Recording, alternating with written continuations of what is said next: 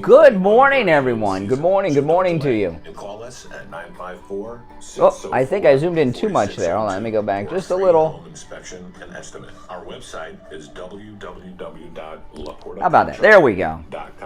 Where you will find our latest video and live testimonials from a few of our past clients. Our number again is 954-604-4602.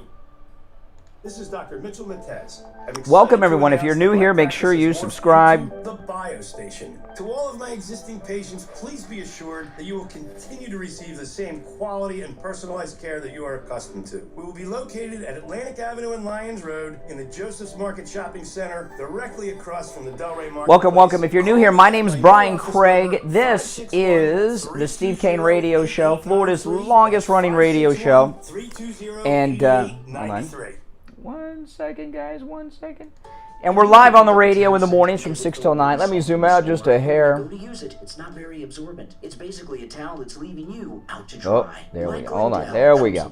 There we go. MyPillow has developed a towel that actually works. Towels that actually dry you. MyPillow is debuted. Hey, Linda. MyPillow 6-piece towel set that includes 2 bath towels, 2 hand towels, and 2 washcloths. They come in a variety of colors. And right now, when you buy one set, you get another set free. But you got to use the promo code KANE, K-A-N-E. Thanks, Pia. At checkout. Go to MyPillow.com. Here we go. Click on the radio listener specials. MyPillow products come with a 10-year warranty and a 60-day money-back guarantee. To get the buy one, get one free on the 6-piece set off MyPillow towels, just go to MyPillow.com, click the radio listener special, and enter the promo code KANE, K-A-N-E, at checkout. Or call them directly, 1-800-716-4879. 1-800-716-4879. That's MyPillow.com, promo code KANE. Kane. The Steve Kane Show is brought to you by Attorney Barry Siegel at the Siegel Law Group. Are you concerned with the distribution of your assets at the time of your passing? All right. Welcome, everyone. If you're new, make sure you subscribe. I was just reading a couple articles. Call toll free 1-855-FLA-3782.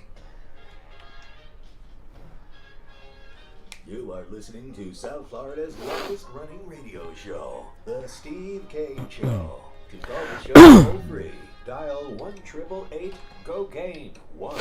That's... Yes. All right. Good morning, everyone. My name is Brian Craig. You are listening to Florida's longest running radio show, The Steve Kane Show, on the radio since 1977. And we are live weekday mornings from 6 until 9 a.m., broadcasting live on AM 1470, 95.3 FM, and 96.9 on the FM radio dial. You can also watch us live stream on YouTube. Search Brian Craig on the YouTube. And if you miss a part of the show, just go to my YouTube channel, pick it up. And guys, if you're not already subscribed to my YouTube channel, please do. I'm always uploading new content, including my podcasts. I do live streams from home. And sometimes my travels, I put up there on YouTube as well, including my travels to Mar-a-Lago and places like that. So Brian Craig on YouTube. You can also listen to us on the iHeartRadio app and the TuneIn app, searching for us by our station call letters, WWNN. That's 2 W's, 2 N's. All right, well, lots happening, lots going on. All of you Parler fans out there, Apple, just breaking news today, Apple has denied Parler's request to be reinstated. I've only read the headline. So I guess they have not done what Apple wants them to do. They said this, after having reviewed the new information, this is Apple's statement. Oh, I lost it because the website was updated. I hate when that happens. Where is that part? This is the statement from Apple on Parler's rejection from the App Store.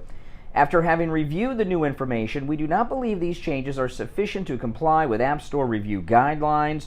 Apple wrote to Parler's chief policy officer, there's no place for hateful, racist, discriminatory content on the App Store. Okay, and Apple continued. They said some other things, which you can read. I'm not going to read through their whole statement. Here's the thing, okay? And this is a reality that people need to understand about Parler, because I'm hearing so many people call me and message me and email me about Parler. A social media platform in today's environment cannot be a viable platform outside of the app stores. It's either got to be in the Google Play or the Apple App Store, or it's not going to make it. And the sad reality is this, that Parler has a bad brand. They got a branding problem. And I don't think it's something they're going to overcome. They're not going to be probably ever in the app stores. And if they are, they would have to make concessions that they don't want to make. So it looks like we're waiting for Mike Lindell's and his that we were talking about yesterday. But I'm still on Twitter. Okay, just like Don Jr. is on Twitter and very active on Twitter. If you don't follow Don Jr. on Twitter and Instagram, you're missing out on a lot. All right, well, listen, there's a lot happening. There's a lot going on. And some of the great news I'm hearing, I was listening to the news this morning, the country is opening up, which is great. We've been open in Florida since July. We talk about this a lot. And I feel bad when I talk to people from out of state, when we talk about how open Florida is, I feel bad for you guys, but the whole country is opening up, and that's a good thing. That's a good thing. But I want to throw this out to you guys. Just let's see how consistent you are today, because I'm going to ask you a question in a minute, and I want to ask you to call me and respond to the question honestly. But I know you always respond to me honestly, don't you? Okay. So the Democrats, they passed the stimulus, the latest stimulus bill. Biden's going to sign it into law any day. And we're hearing story after story about all the government giveaways that are in it. And oh yeah, there are a lot of them. There's a lot of them.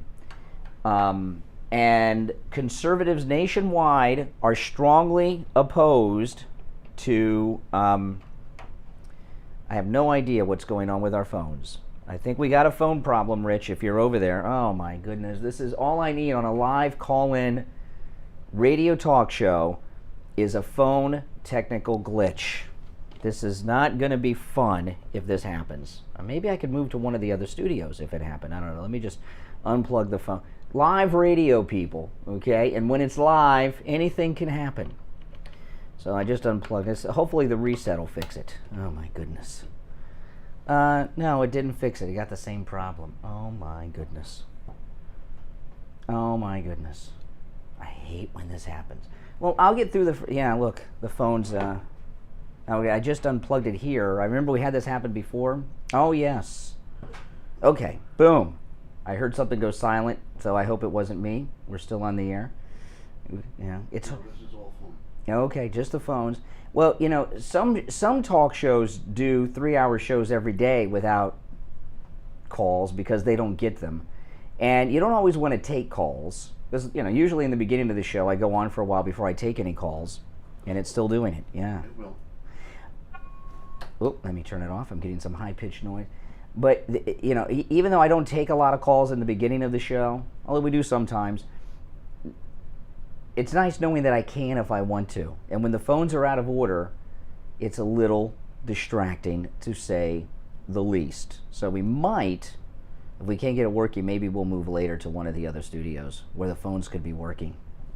We had this happen before. Well, anyway, listen, let me continue with what I'm doing here instead of whining about the phone problem. Then we'll take a break and decide what we'll do for the next couple of hours on the radio here.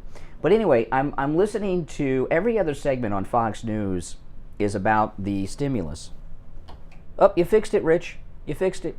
All right, great. Our phones are working. I can live now. If you're on hold, stand by. I'm whining about the phones. The phones are ringing. I'm not taking the calls. I'll get to the calls in a minute. Just let me set the premise for what I'm talking about here in the beginning of this segment. Okay, so I knew a guy that worked at a talk radio station, and the radio station phones were disconnected because the radio station didn't pay the bill. That was a great one. Oh man, that's true story. True story. Live call-in talk show. They didn't pay the bill for the phones. And they didn't pay the bill for the phones because they couldn't pay the bill. They had no money to pay the phone bill. But that's not the case here. We got everything up and running. Okay, so let me get back to what I was saying. Every other segment on Fox News is about all the pork and these government giveaways in this latest stimulus bill. And there's no doubt about it. A lot of these cities are getting all their debt paid off. San Francisco's getting hundreds of millions of dollars just to pay off on all the debt they racked up. And there's a lot of other things too. There's no doubt about it. And only a small percentage of it, they say, is going to the people. And everyone is going to receive $1,400, pretty much everyone, except people that make over, what is the number? And it's $2,800 for couples, right? How many of you that object to this bill, like Marjorie Taylor Greene yesterday was objecting to the bill, and I understand what her objections were. I'm not disagreeing with Marjorie Taylor Greene. I'm not disagreeing with anyone that's commenting on all the pork inside the bill. Please don't misunderstand me. But is anyone who's opposed to this stimulus bill not going to take the $1,400 that they're giving you? Or the $2,800 that they're giving to couples? You know, you're not required to take that money. Even if they direct deposit it in your bank, you can send it back to the federal treasury. You know, they accept checks. I am taking mine, okay? My wife and I, and, you know, we're going to be giving it back immediately to the federal government in the form of taxes, because it just so happens that the money is coming at income tax time. So it's you know, I appreciate the help on paying my income taxes, but I'm going to give it right back to them as soon as I get it. Literally, I'm not kidding. And then some. You know, if that was only all I had to pay, I'd be very happy, but it's not. But, you know, everyone's going to take the money. Everyone's going to take the money. And, I hold our Republicans to the same standards that we hold Democrats. Back when George W. Bush was president, I don't know if this was his first term or his second term. I want to say it was his first term because, you know, but it could have been his first term. I think it was his first term. He gave a tax rebate to everyone. Do you remember this? Everyone got a tax rebate, and it was like $600 or something. Do you guys remember this? And Democrats were strongly opposed to this giveaway. Can you imagine Democrats were opposed to giving money away to people? But they were, because a Republican was doing it, George W. Bush. Although they like him now because, you know, he's on their side most of the time, George W. Bush. And I remember we would take calls from Democrats, and they would call in. And I'm sure one of them was probably Liberal Al, he's been calling this show forever and ever and ever. But I would ask all the Democrats, well, you're opposed to the tax rebate that George W. Bush is giving every American. Are you going to cash the check when it's delivered to you? And they said, of course I'm going to cash the check. And I said, well, wait a minute, you don't have to take that money. If you're opposed to it, don't take the money. So I'm going to ask you conservatives out there that are opposed to the stimulus bill, are you going to take your $1,400? If you get the check in the mail, you don't have to deposit it. You can rip it up or just keep it. You don't have to deposit it. If it's direct deposited, you can write a check to the U.S. Treasury. They'll take the money back. And I suspect everyone's going to take the money. Now, there's some explanations for that makes conservatives not hypocrites. I'm not going to give you the answer to that right now. But stand up for your principles. Don't take the $1,400. I'm taking my $1,400, as is my wife, $2,800 total. Okay? And I'm not going to pretend that I'm opposed to getting the money. Okay? Now, our number is toll-free, 1-888-GO-CANE, 1-888-465-2631. I'm going to take this call before I break because we were having tech issues with the phones, just to make sure the phones are up and running. I don't know who this is. This is completely random. And the rest of you on hold, stand by. Our number is toll-free, 1-888-GO-CANE, 1. You're on the radio. Good morning. Uh-oh. Once, you're on the air. I can hear you, sir. Yeah, I can hear you. What's your name? Where are you calling from? Hey, Brian. Yeah, I think they're going to take the stimulus bill. No, not stimulus bill. Hold on. First off, what's your name and where are you calling from? Oh, yeah, this is Will, calling from North Carolina. Okay, Will in North Carolina. What I'm talking about is Republican voters like you and me that are opposed to this big gargantuan government giveaway. Do you know any Republicans that are not going to take the money? Isn't it already borrowed money anyway? I don't know if it's borrowed money, but what most Republicans would say, I'll give you the answer. I was going to hold this off, but I don't like to play games. There's a reason why. Let me see if you know the answer, okay? Republicans who are opposed to the bill, keeping the money from the government, right, the $2,800 for couples, $1,400, is not hypocritical. Well, hold on. It's not hypocritical. Why do you think I don't believe Republicans are hypocrites for keeping the money? They're not. They should spend it. I mean, Well, no, but why do you think it was hypocritical for Democrats to take the Bush rebate, right, that they were opposed to? That was a hypocrite. They were hypocrites. Why are we Republicans not hypocrites for taking the money that we're opposed to? Why do you think? I think y'all should take the money. Okay, you don't have an answer. That's okay. That's okay, North Carolina. It's okay. That's okay. I do this for a living, so I've got all the answers, okay? Good morning. You're on the radio. Good morning. Are we up and running? We're up and running, yeah. What's your name? Hi, this is Michigander. Oh, hey, Michigander. How you doing? What's up? Hey, I am going to keep the money because taxes are going to go through the roof. Yeah, but that's not the reason that we're not hypocrites for keeping it. I'm going to give the answer right now. I'm not going to tease and drag this out for an hour. You know, a lot of people on the radio would tease that question for an hour, get 50 phone calls on it, claim everybody was wrong even if they got it right. Here's the reason, okay? Democrats were opposed to the Bush rebates, and they took the money. They were hypocrites, right? And we are opposed to this, but we're going to keep the money and we're not hypocrites. I'll tell you why. Because Republicans' position is, and this is true, it's not the government's money. It's our money. And we pay the government lots of money in taxes.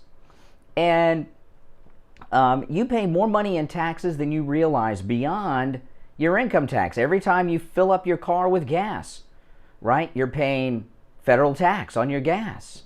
Everything we do is a tax. So, you know, it beyond just your normal income taxes. So, to me, it's not like welfare, and it's not hypocritical. It's just giving me back more of my money that the government has taken from me in the form of taxes. So we're not hypocrites at all. Exactly. Yeah. Okay. All right. So why'd you call me today, Michigander? Oh, well, you started to cut out there for a second. No. I hear you fine. Okay. Well, the reason I called you was to, well, answer your question, number one, but we've got other things that we can talk about. I caught part She's of doing the her own show. talk well, show. This is one question I'm up against a break. You. I just give her a I second. noticed on your thumbnail that today's show is supposed to be about Cuomo, but it seems like Biden, or not to be, has been getting absolutely no news. So, I did catch a part of your broadcast yesterday. This is a very strange call. Where, excuse me, Major bit someone. Major Biden, the Biden dog, bit somebody at the White House, rumored to be a Secret Service agent, yes. I want to ask you this question. Do you remember this story over the summer when he hurt his ankle? Mm-hmm. Said that Major tripped him when they were running down an alleyway. Oh yeah, he tripped over the dog. He tripped over Major Biden. Yeah, the dog's name is Major Biden. So he yanked his tail. Okay. Now, wouldn't that make you a little grumpy? I guess. Saying that's any excuse. All right. Hey, listen, Michigander, I appreciate the call. See what happens when you turn the show over to a rank amateur? I don't know what... I like Michigander. Don't get me wrong. But I have no idea what she's talking about. All right, listen, we're going to take a break. I'm Brian Craig. You're listening to the Steve Kane Radio Show. Our phones are obviously working. And we got lots more to talk about. Don't you worry. We're going to get to the Andrew Cuomo stuff coming up. Don't you worry.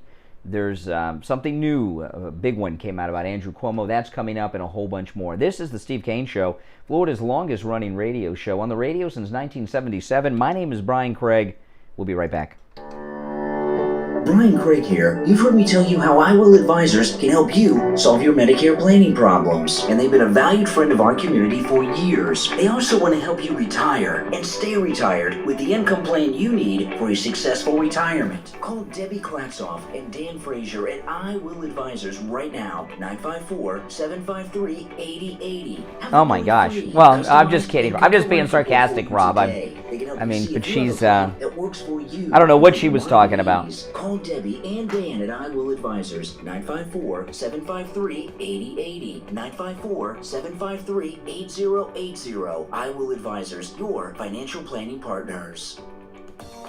Stop paying an outrageous fortune for your tires. Go easy on your budget and buy your tires at Friendly Tire in Margate, where they have all the major brands like Goodyear and Firestone at discount prices that absolutely can't be beat. Steve Kane's tires for his Toyota van at the other shops, $175 a tire. At Friendly Tire, just $75 a tire. That's a $100 savings per tire. Tires for my daughter Emily's car, $135 at the shops around town. The price at Friendly Tire, only $65. That's a $70 savings per tire. These prices are out the door and on the road. Free mounting and balancing and no added charges. Friendly Tire have a great selection of good used tires. Steve Kane Show. At just $30 for most cars. Call my Hold on. Oh my goodness. Friendly Tire. Tell him what you drive and he will give you a These great calls. low price right over the phone at 954-977-9445. 954-977-9445. Online friendlytire.net.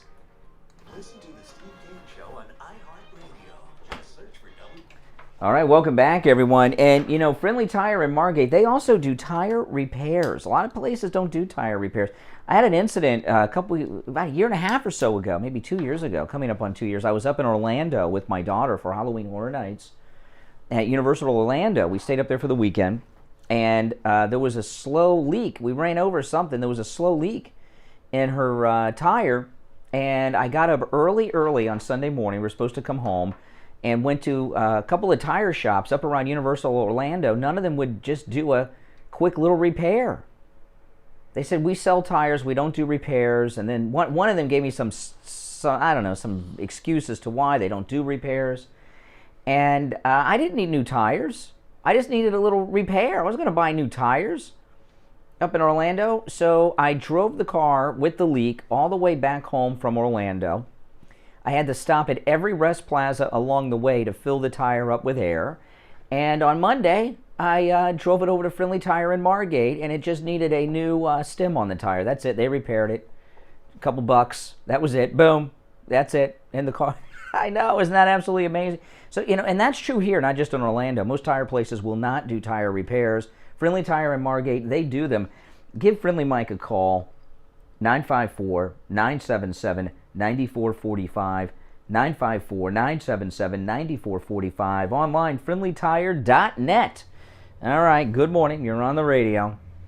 Hey, how you doing? This is Al, South Florida. How you doing today? Oh, well, I don't know. I'm trying to resurrect the show after that last call or two that I had of incoherency.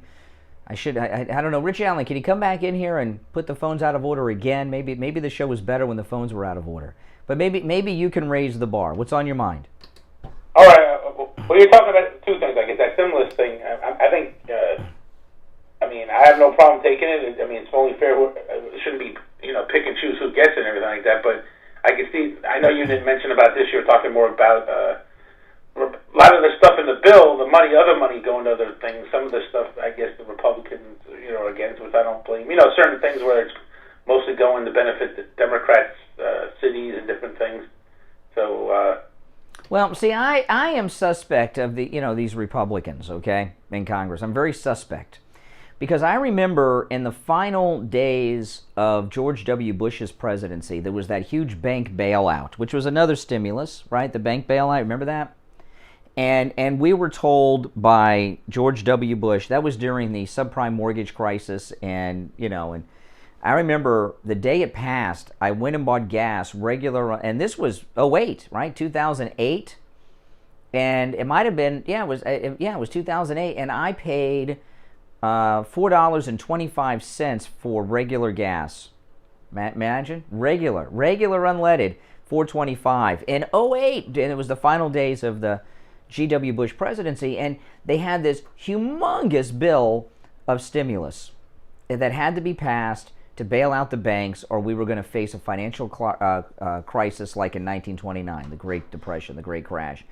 And then it came out that the Republicans had so many earmarks to go to their donors, and the list was published by Glenn Beck on his website, The Blaze, and it was absurd. One of them was a whole bunch of money that went to some donor's factory that builds toy bows and arrows, and things like this. So with all, I will agree that most of what's in this bill seems absurd, right? But do you really think that these Republicans in Congress don't have anything in it? That not one Republican has an earmark in that bill? I don't believe it. They probably did it, just not mentioning what it is, so we don't know what it is. Let's see. Oh, yeah. Yeah, and Nancy Pelosi, she's a big hero because, she's from San Francisco. That's where her district is. And San Francisco just had all their city debt paid off with this bill. Hundreds of millions of dollars. Yeah, so the bill is really not for everybody, the people. Part of it is, but most of it's going to other things that, we could agree or disagree. Well, what it is this is how it works, okay, in Congress. It's worse in the House than it is in the Senate because they got to run every 2 years, so they never stop running for office. It's a legalized money laundering operation, right? Their donors give them money so they can get elected and reelected, and they give it back to them. And these types of things, it's all legal. There's no crime.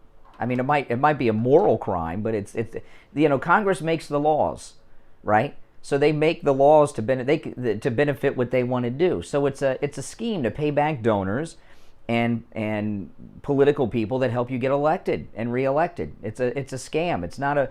All these are just the Republican stimulus. Bank bailout was a similar thing. George Bush. Before 9/11, had a huge giveaway like this, a big farm giveaway, and most, The people, though, that's the thing. That's correct. It's not. It is not unique to Democrats. And another thing I was going to mention, you guys were talking yesterday, or you mentioned too. I might have sent you something about that Mike Lindell's new social media. Remember, you were talking about this. Yeah. I guess you found out what the name is. Release the name. Are you making a joke? Yeah, I can say it on here. And I actually figured common sense, just like Twitter, they have a website, but there's nothing on the site. But if you go, it's called, I guess it's short for vocal. It's going to be called VOCL. And when you go to VOCL.com, it says coming soon. And then it says while you're waiting on vocal.com to launch, why not check out, I don't know if you ever knew this, he has another website, Lindell. You've never been? No, I've never been. Okay, but VOCL, I went there. That's what it is, and then I say, okay, that's interesting. Yeah, that's interesting. Yeah, I know what you're talking about, so you don't have to even go there. But I went to the website. I appreciate it. So he's going to call it vocal, maybe. That's a good possibility. Short for vocal, like vocal. So I think it will do well, and it sounds like it's going to be, from what I read in the thing, something similar, which is similar to Twitter, whatever. That's what he claims. Yeah, vocal. Well, that's not a bad name, actually. Vocal. That's not a bad name. Yeah, it sounds like a good name, short for vocal, but it's not called vocal. I guess if you can actually say it vocal and an L, it sounds like vocal. Yeah. No, I think vocal's a good name. I mean, some of these other names. I mean, who would have thought Twitter was a good name? Right. With tweeting, who knew what tweeting is? You know what name? It tells you what I do. I'm in the marketing business, right? We do, write commercial copy and market businesses, and every once in a while I'm wrong. I thought when Apple came out with the iPad that was just the most ridiculous name of all, because you know what people were thinking when they said iPad, but now it seems normal, or TikTok and all these things. No, Vocal's a pretty good name. I think didn't I tell you Mike Lindell's a smart guy? Mike Lindell would just, hey, listen, thanks for the call. I'm going to take our break for the bottom of the hour. If you're on hold, stand by. I'll get to your calls and some news issues when we get back. Don't go anywhere. Hi, Brian Craig here. You've Dr. Mitch Matez and Steve Kane's wife Lori talk about their COVID testing at Any Lab Test Now of Boca and Any Lab Test Now of Coral Springs. I've been tested too. So is Steve Kane and his son Tyler. Today on the radio, Rabbi David called in. He felt that he was getting sick and wanted to get tested for coronavirus. So he went to Any Lab Test Now of Boca. Go to Rabbi David. Hey, Rabbi. By the way, you might hear congestion in my voice. I actually had a lot of congestion. I felt a little sick, and of course, I get nervous that, is it COVID or not? My wife also. So guess what we did? I listened to you. I went down to Any Lab Test Now yesterday, and I couldn't believe it. Went right in there. They put a little tiny thing, you didn't feel it in my finger. Literally 10 minutes later, not a second more, they came back and said, you're fine, negative, great. We went on our way, and we just, not even worried. So that $69 price is just for Steve Kane Show listeners. You got to mention that. I'm reading a story I'm going to talk about when I get back from the break. I'll tell you, anytime somebody has any type of congestion, all of a sudden there's anxiety sets in, not just for them, but everybody around them. It's best just to go in and get the test. Say, I don't have the COVID. You know what I mean? Instead of dealing with all the wonder. And they give you a piece of paper. So yesterday, I actually walked around with it. When people heard, oh, you don't sound so good, I take out that piece of paper. I said, I was tested right here, and I pick up the piece of paper and showed it to them that says negative. And Any Lab Test Now of Boca and Coral Springs, they're good people, and we're very lucky to have them. They're very caring and full of information. First, we had a doctor recommendation from Dr. Mitch Matez. Now we have a rabbi. Rabbi recommended Any Lab Test Now of Boca, Any Lab Test Now of Coral Springs for your COVID testing. Yeah, that's great. Rabbi recommended. Any Lab Test Now of Boca and Any Lab Test Now of Coral Springs. Rabbi recommended by Rabbi David for COVID testing. Rapid coronavirus testing, just $69. But you have to mention you heard them on the radio. Any Lab Test Now of Coral Springs is located on the southeast corner of University and Ramblewood near the Coral Square Mall. Their number, 954-906-5983. Any Lab Test Now of Boca is in the Silverfoot Plaza where the Western Beef is. Their number, 561-237-5009. Make sure you mention you heard them on the radio. The Steve Kane Show is brought to you by Attorney Barry Siegel at the Siegel Law Group. Are you concerned with the distribution of your assets at the time of your passing? Avoid probate. Call the Siegel Law Group with 9 offices throughout South Florida, from Palm Beach Gardens to Coral Gables. Call toll-free 1-855. Somebody messaged me and say, why don't you talk during the breaks all the time? Because I'm resting my mouth sometimes. All right, welcome back, everyone. I'm Brian Craig. This is the Steve Kane Show. Have you heard the name Stavian Rodriguez? Stavian Rodriguez. Has anyone heard that name?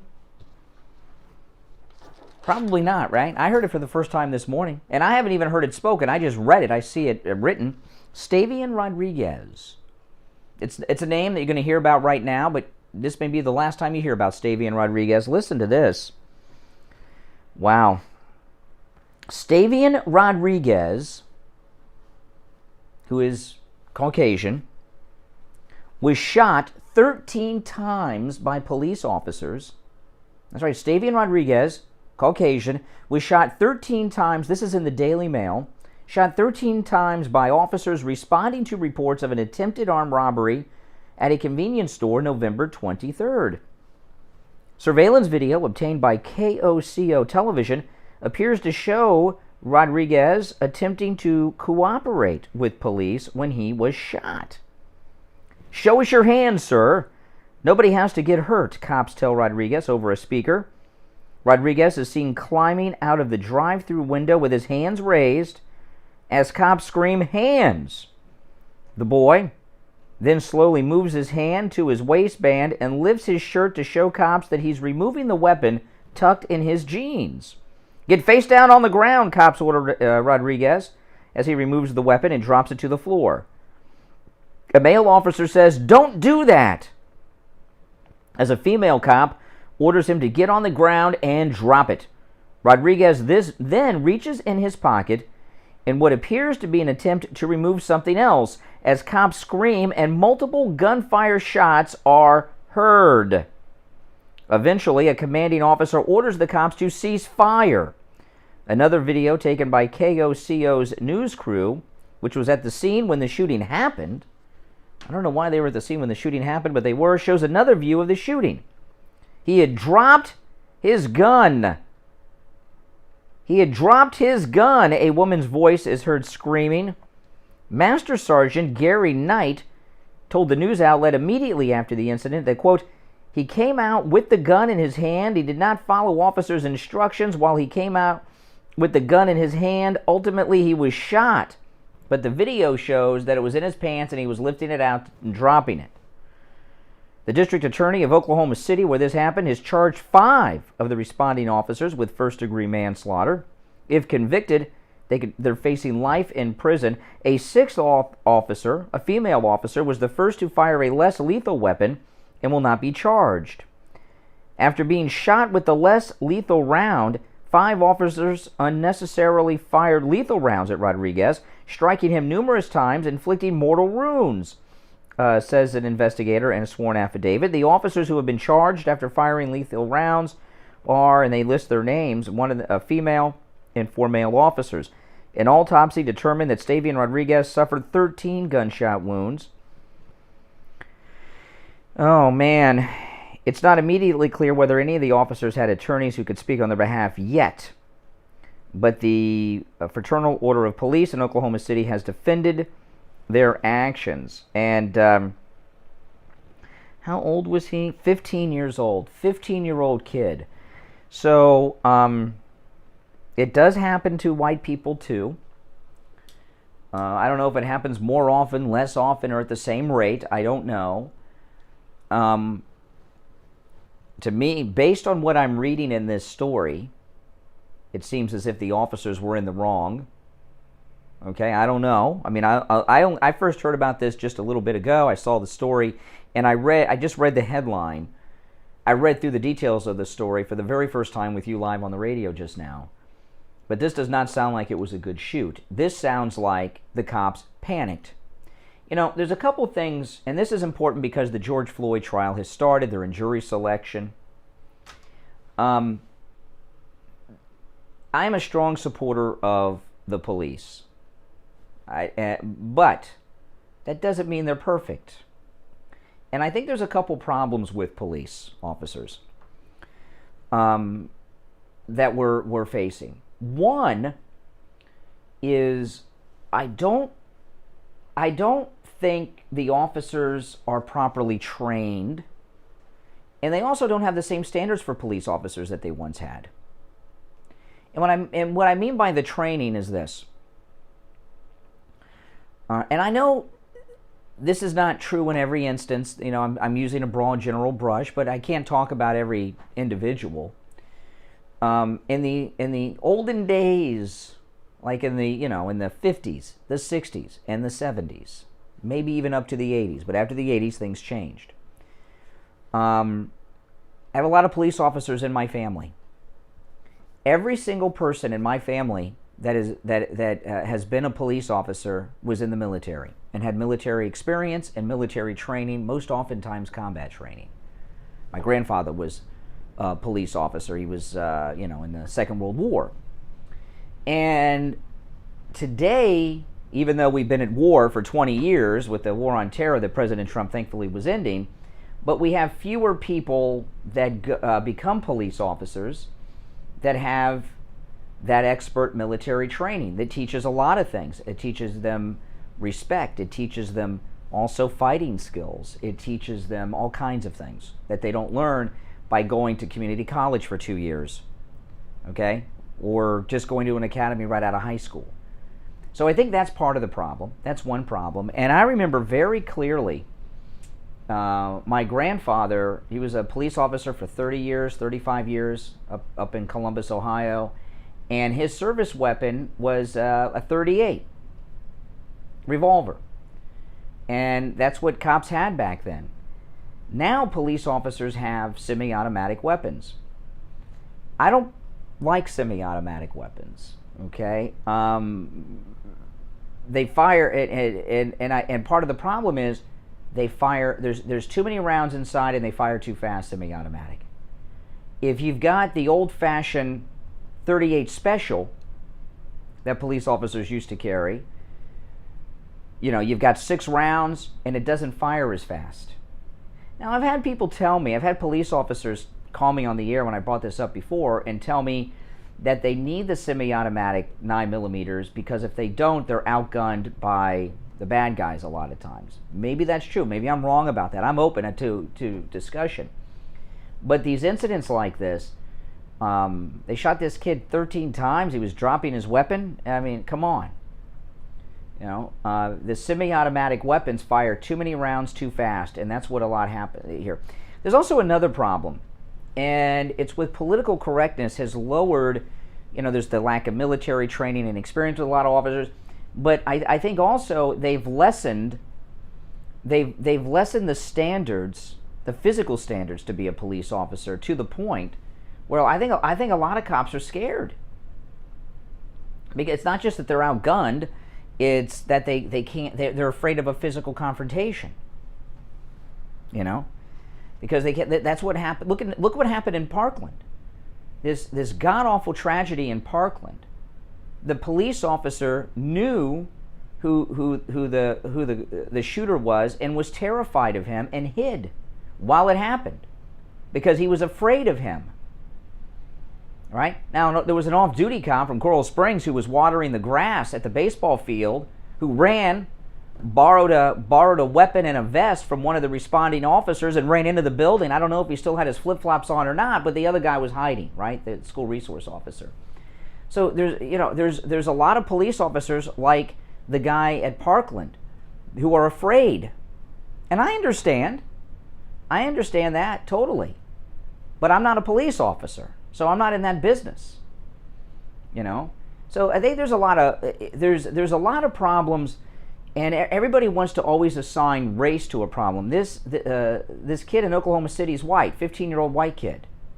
Okay, race isn't the overwhelming issue that causes this. It's the things that I mentioned, and maybe some others.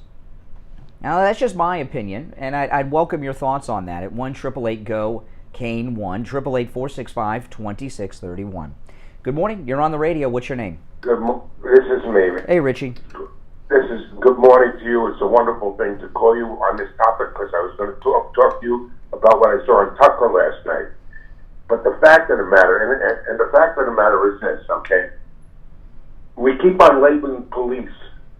When I was a kid, if a police officer said to me in New York City, "Get off the stoop and, you know, what are you doing over here? Get out of here." I didn't give him any guff because my father would have probably given me worse in the house. The disrespect for all police officers is out of control in the whole country. And I'm not talking about just black people and people of color. White kids, I've seen all summer long how they disrespect police officers, get their faces in Portland and curse them like dogs. And their kid do a darn thing. It's just a total. Well, you know, part of the problem that police officers are facing today too, that no one has respect for them, and everything, and they're also afraid because everyone's got a high definition camera on their cell phone, and it could end up on Twitter going viral before they get in to book the person. So you know. But I really think the reasons I stated are some of the main problems we have. I just that's, you know, like I imagine like you're a Vietnam veteran. I bet a lot of guys you were in the service with in Vietnam became a bus driver, but a lot of them probably became cops. And there's military training with that most police officers don't have today. Let me ask you a question. Now, we're going to go to the Floyd case, okay? Because they've got the whole courthouse barricaded with wire. And they're going to have National Guard there and everything else. Did you see Tucker Carlson last night? I did not. Oh, my God. Let me tell you something. They had a lawyer come on later. He's not involved in the case. Said after all the evidence is shown, believe it or not, they got a very weak case. You and I both said that he was. Yeah, well, the you know, this Floyd case, the jury has been set up to have a hung jury. Some of the people they put on the jury, are real doozies. On both sides, but if what the defense has said is true, you know, he was in the, and people forget about this because they don't usually watch this part of the video. He was in the police cruiser cuffed in the back seat, and he asked to be taken out because he was having some breathing problems or a panic attack or something. And it very well could come out that he died because of that not because of what the police officer did. And if the police officer, there's a 50-50 chance that he's not convicted, or convicted of a much lesser crime. According to, listen, I'm not going to prejudge this, okay? My observation originally was this cop blatantly murdered them. Do you know that? Yeah. Training film on Tucker Carlson last night, that's their training, and they showed. Well, I don't care about the training. I'm going to watch this trial. It's going to be on Court TV. I'm starting to think CNN and MSNBC may not carry the trial because they don't want some of the evidence to be seen. But I'm going to watch it. Court TV is back, and it's going to be on Court TV. They're doing great coverage already, and I think it's important for everybody in this country to watch this trial. And I am like a juror. I have a complete open mind on the George Floyd case on both sides, and I want to hear the evidence presented by both the prosecution and the defense, and then come to a reasonable conclusion. Usually, I've got my mind made up before the trial, but this is one of those few times when there's been so much that's come out that I'm going to wait for the evidence on this one. The medical examiner actually told the state, told the prosecutor that he didn't die of asphyxiation. He died of the drugs. And he says if they didn't have that video, but the video, in other words, if anything, this cop went by the rules, and the guy had all the drugs in him. But they maybe hid it from. Maybe what we're gonna find out is because there was some talk about him having fentanyl in his system, which causes breathing problems. So they'll have it, but we don't know. There's been a lot of things that have come out. This is one of the few. O.J. Simpson was clear cut. You know, George Zimmerman was clear cut. This is a little different. And like they used to talk, and I haven't heard anybody mention this, that they had a prior relationship working security at a local bar or a local nightclub. I don't know if that there's a lot of things that are going to come out in this trial, and thank the Lord it's televised. They were very nice to him all the way through this. It wasn't like they dragged him out and started. Well, until he died. Like he was in distress. Listen. He died. There's one thing that is certain. He died in police custody. And he probably would be alive today, George Floyd, if he was not in police custody. The medical examiner said that he would have probably died. If he was just walking down the street passing the 20s? So you have fentanyl in him, and with his heart condition and everything else? Well, we'll find out, because Chavanon, whatever his name is, what's the cop's name? Chavanon? What's it? How do you say? They'll have their medical experts, and we'll find out. The point I'm making is this. If he's acquitted, it won't be accepted. Now, should the jury be swayed by the mob? Can this man actually get a fair trial? I don't think so. If you look at who they put on the jury, and guys, flip over to Court TV, okay? They have a jury designed to be a hung jury. You understand this? The jury they have picked is the most bizarre jury I have ever heard of being chosen for a major case that's high profile in the media. This jury is being handpicked to come back with a hung verdict. So that's my prediction right here, right now. They're going to come back with no verdict, and we're either going to go to a second trial, or they're going to try to get him to plead to something less. Can I ask you a question really quick, Brian? Would you, if you were a mayor of any big city and they wanted to move the trial to your city, would you want that trial in your city? No. That trial in the United. Well, just because I don't think so. My first thought was, I'm very pro-police, but when it comes, and that might discount me from being on a jury like this, but I do believe in the George Floyd murder trial, I think I could render a fair verdict. And that's why I'm really going to watch. I am really going to pay attention to all the evidence that comes in from both sides on this one. And I think we'll probably be following and talking a lot about it when the trial happens here on the radio. They showed the training film. The knee on the neck it showed in the training film. I know, but there's training films on how to drive your car on wet, rainy roads. That doesn't mean we knew that way. Training, please. That's not an excuse. I want to know what the real cause of death was. That's one thing, Overdose. Well, that's what the defense is saying. Let's find out. Don't just take the defense as the gospel. Oh, no, it's not the defense they're saying. It's the coroner. Mm-hmm. Okay. Well, we'll find out. All right, Richie, I got to run for a break. And I know you're saying, oh, you're being wishy-washy. No, this is a big case.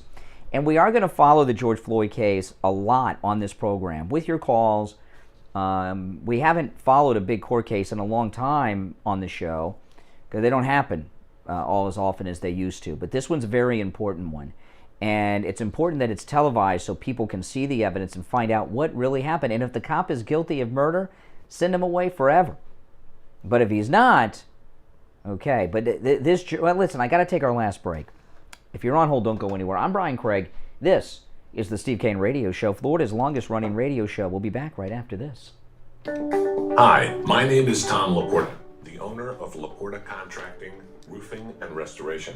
We have been in the roofing and construction industry since 1982. We are State of Florida certified roofing and general contractors, focusing on residential and commercial roofing, impact windows, and building restoration. If you have noticed any water stains on your ceiling, or if your roof is older than 15 years, you will want to call us to come out and evaluate your roof. Our services run from minor repairs to complete new roof systems. We install every kind of roof, from regular asphalt shingles, clay or concrete tiles, standing metal seam, wood shakes, and slate tile systems. Hurricane season is right around the corner. This gives us only a short period of time to make sure your roof and home is ready for the 2021 hurricane season. So don't delay and call us at 954-604-4602 for a free home inspection and estimate. Our website is www.laportacontracting.com, where you will find our latest video and live testimonials from a few of our past clients. Our number again is 954-604-4602. Stop paying an outrageous fortune for your tires. Go easy on your budget and buy your tires at Friendly Tire in Margate, where they have all the major brands like Goodyear and Firestone at discount prices that absolutely can't be beaten. Steve Kane's tires for his Toyota van at the other shops, $175 a tire. At Friendly Tire, just $75 a tire. That's a $100 savings per tire. Tires for my daughter Emily's car, $135 at the shops around town. The price at Friendly Tire, only $65. That's a $70 savings per tire. These prices are out the door and on the road. Free mounting and balancing and no added charges. Friendly Tire have a great selection of good used tires too, starting at just $30 for most cars. Call my good buddy Friendly Mike at Friendly Tire. Tell him what you drive and he will give you a great low price right over the phone at 954-977-9445. 954-977-9445. Online, friendlytire.net. Listen to the Steve Kane Show on iHeartRadio. Just search for it. All right, welcome. This is going to be a short segment, guys. My apologies. I went long in that last segment, and it's 5 minutes till the top of the hour break. But I'm going to go right to your calls. You're on the radio. What's your name? Hey, Brian, you're going to get rude with me. I'm going to get rude with you. What does that mean? I mean, what are you threatening me? What are you doing? I vaguely remember. I know it was. I vaguely even remember the phone call. How did I get rude? How did I wrong you? You were asking permission about spending a stimulus check. No, I asked you a question. You didn't have the right answer, and I moved on. I wasn't rude. Because it's not the right answer that you're looking for. No, it wasn't the right answer. You didn't. But to my question, but that's okay. I'm sorry you didn't know the answer. Somebody's got a different opinion than you do. Then you set them on the back burner. That's not true at all. That's not true at all. I love people that have differing viewpoints. And then you sat there and said, "Oh, I got all the answers." Oh, you sound like a liberal now. That was a joke.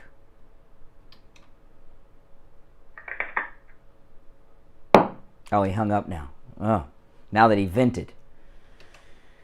Oh my God. The last thing a radio talk show host wants to do is be humorous and piss people off, right? That's the last thing we want to do.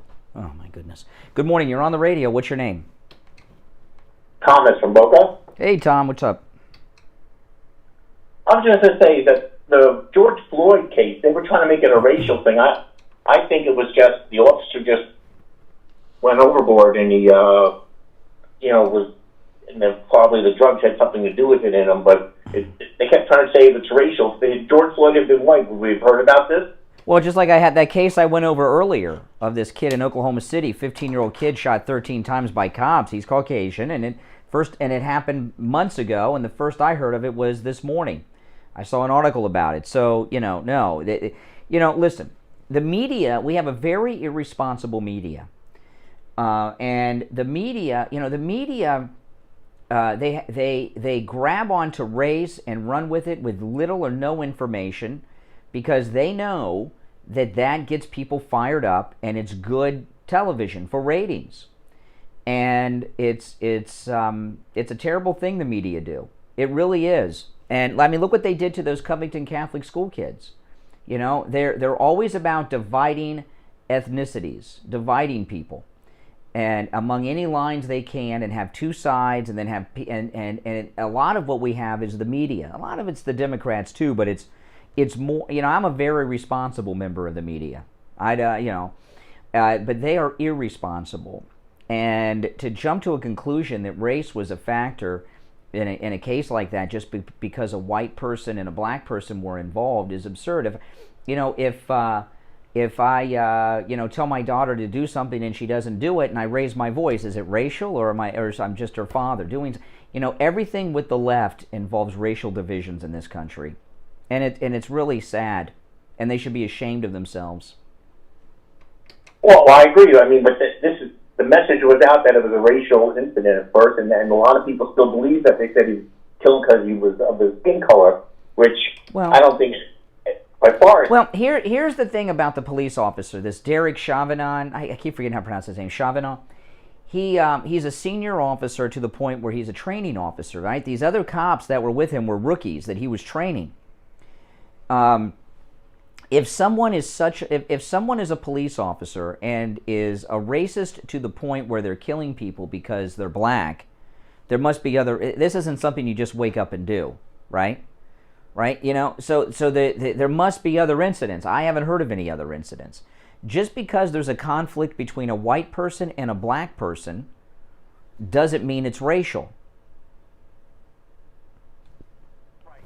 The same officer, if they look back in his past, he was involved in a shooting, and the person happened to be Latino, I think. Does that make him something? It has nothing to do with the race. It's just that he's a bad cop. He could be, Or he could just be assigned to minority areas, or maybe, I don't know. There's all kinds of other factors. But this trial, I think, is going to be. I think the George Floyd trial is the most important nationally televised trial since the O.J. Simpson trial. And I do think it's important because people need, if it was racial, okay. If it was not, we're going to see it on television, and that's important for people to know. People need to follow this trial. I know it's tough. I know people are busy. I don't expect you to watch it all day on television, but people need to follow this trial, and when the truth comes out in this trial, it needs to be known because a lot of damage has been done in this country because of that incident. All right, a lot of the looting and violence that went on last year was a direct result of this incident. Right. Well, who put that message out is what it comes down to, and why was that message? The media, the Democrats, and Kamala Harris was bailing people out over it. There are certain incidents that are, there's no doubt about it, are raised. I mean, Rodney King, that was insane what happened to Rodney King. People forget, what happened to Rodney King. And I know he was on drugs and he was speeding away, but things got carried away there, okay, with that beatdown. Got a little carried away there, more than just a little carried away. Those cops were acquitted in the original trial. That's when the riots happened. And then Bush 41, they got him in the federal courts. And that was a controversial thing at the time. But those cops were wrong, okay? And they were way out of line. But you know what? So were the LA riots that they still call. They brought back The Real World on the Paramount Plus. Remember The Real World on MTV? The first season from New York, the cast.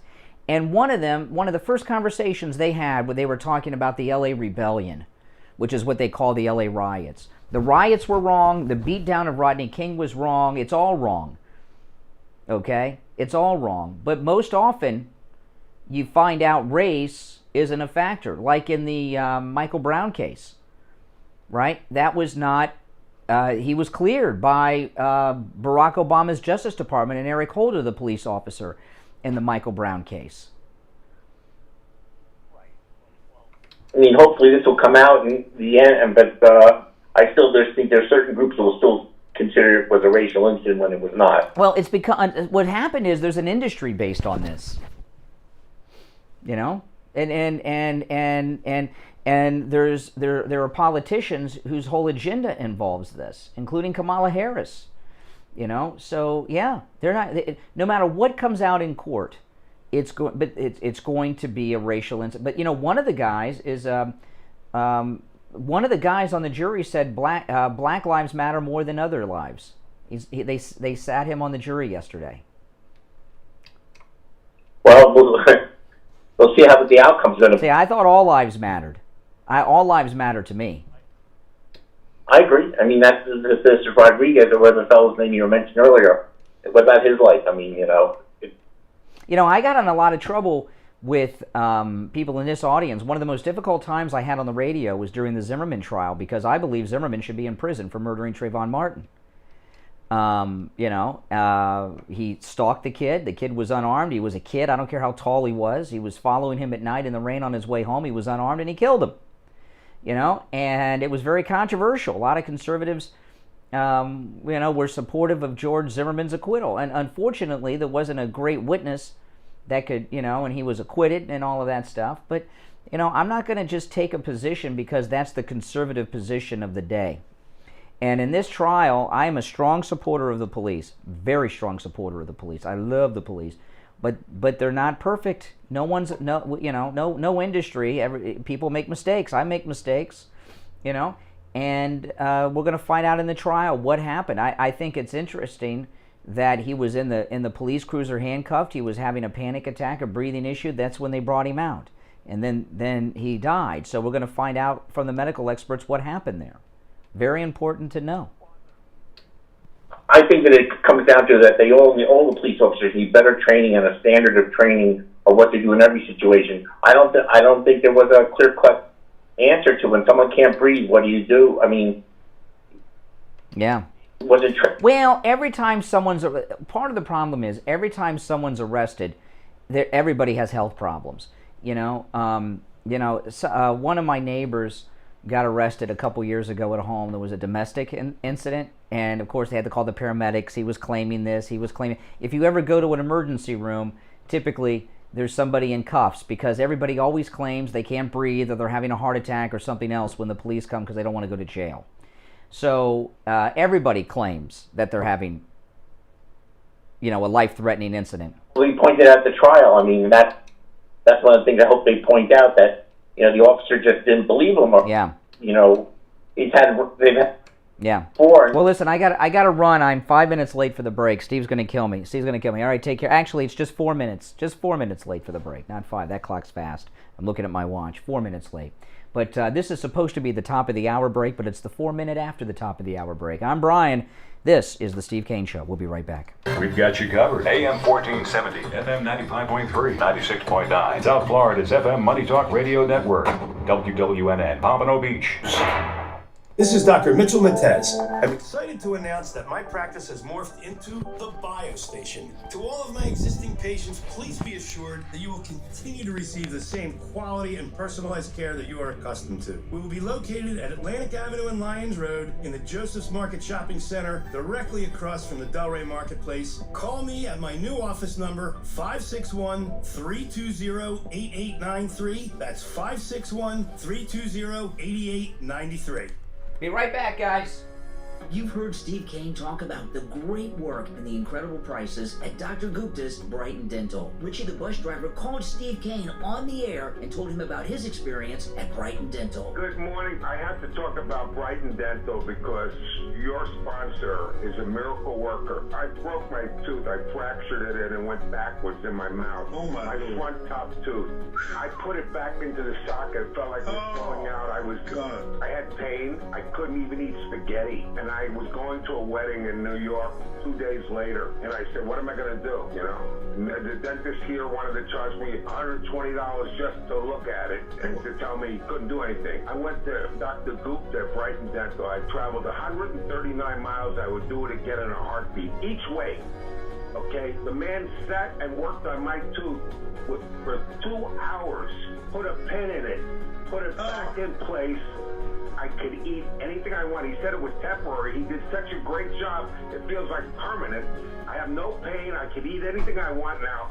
And the fact of the matter, this is what really was unbelievable. I was getting on the bus to go to the reception, okay, in New York City. He knew I was in New York. The phone rings. Who do you think's on the line? Dr. Gupta. Right. He wants to see if everything is going okay and if I'm in any pain. The guy is unbelievably wonderful. I mean, thank you so much. I wouldn't have been able to eat. I wouldn't have been able to go. I would have looked like a pumpkin.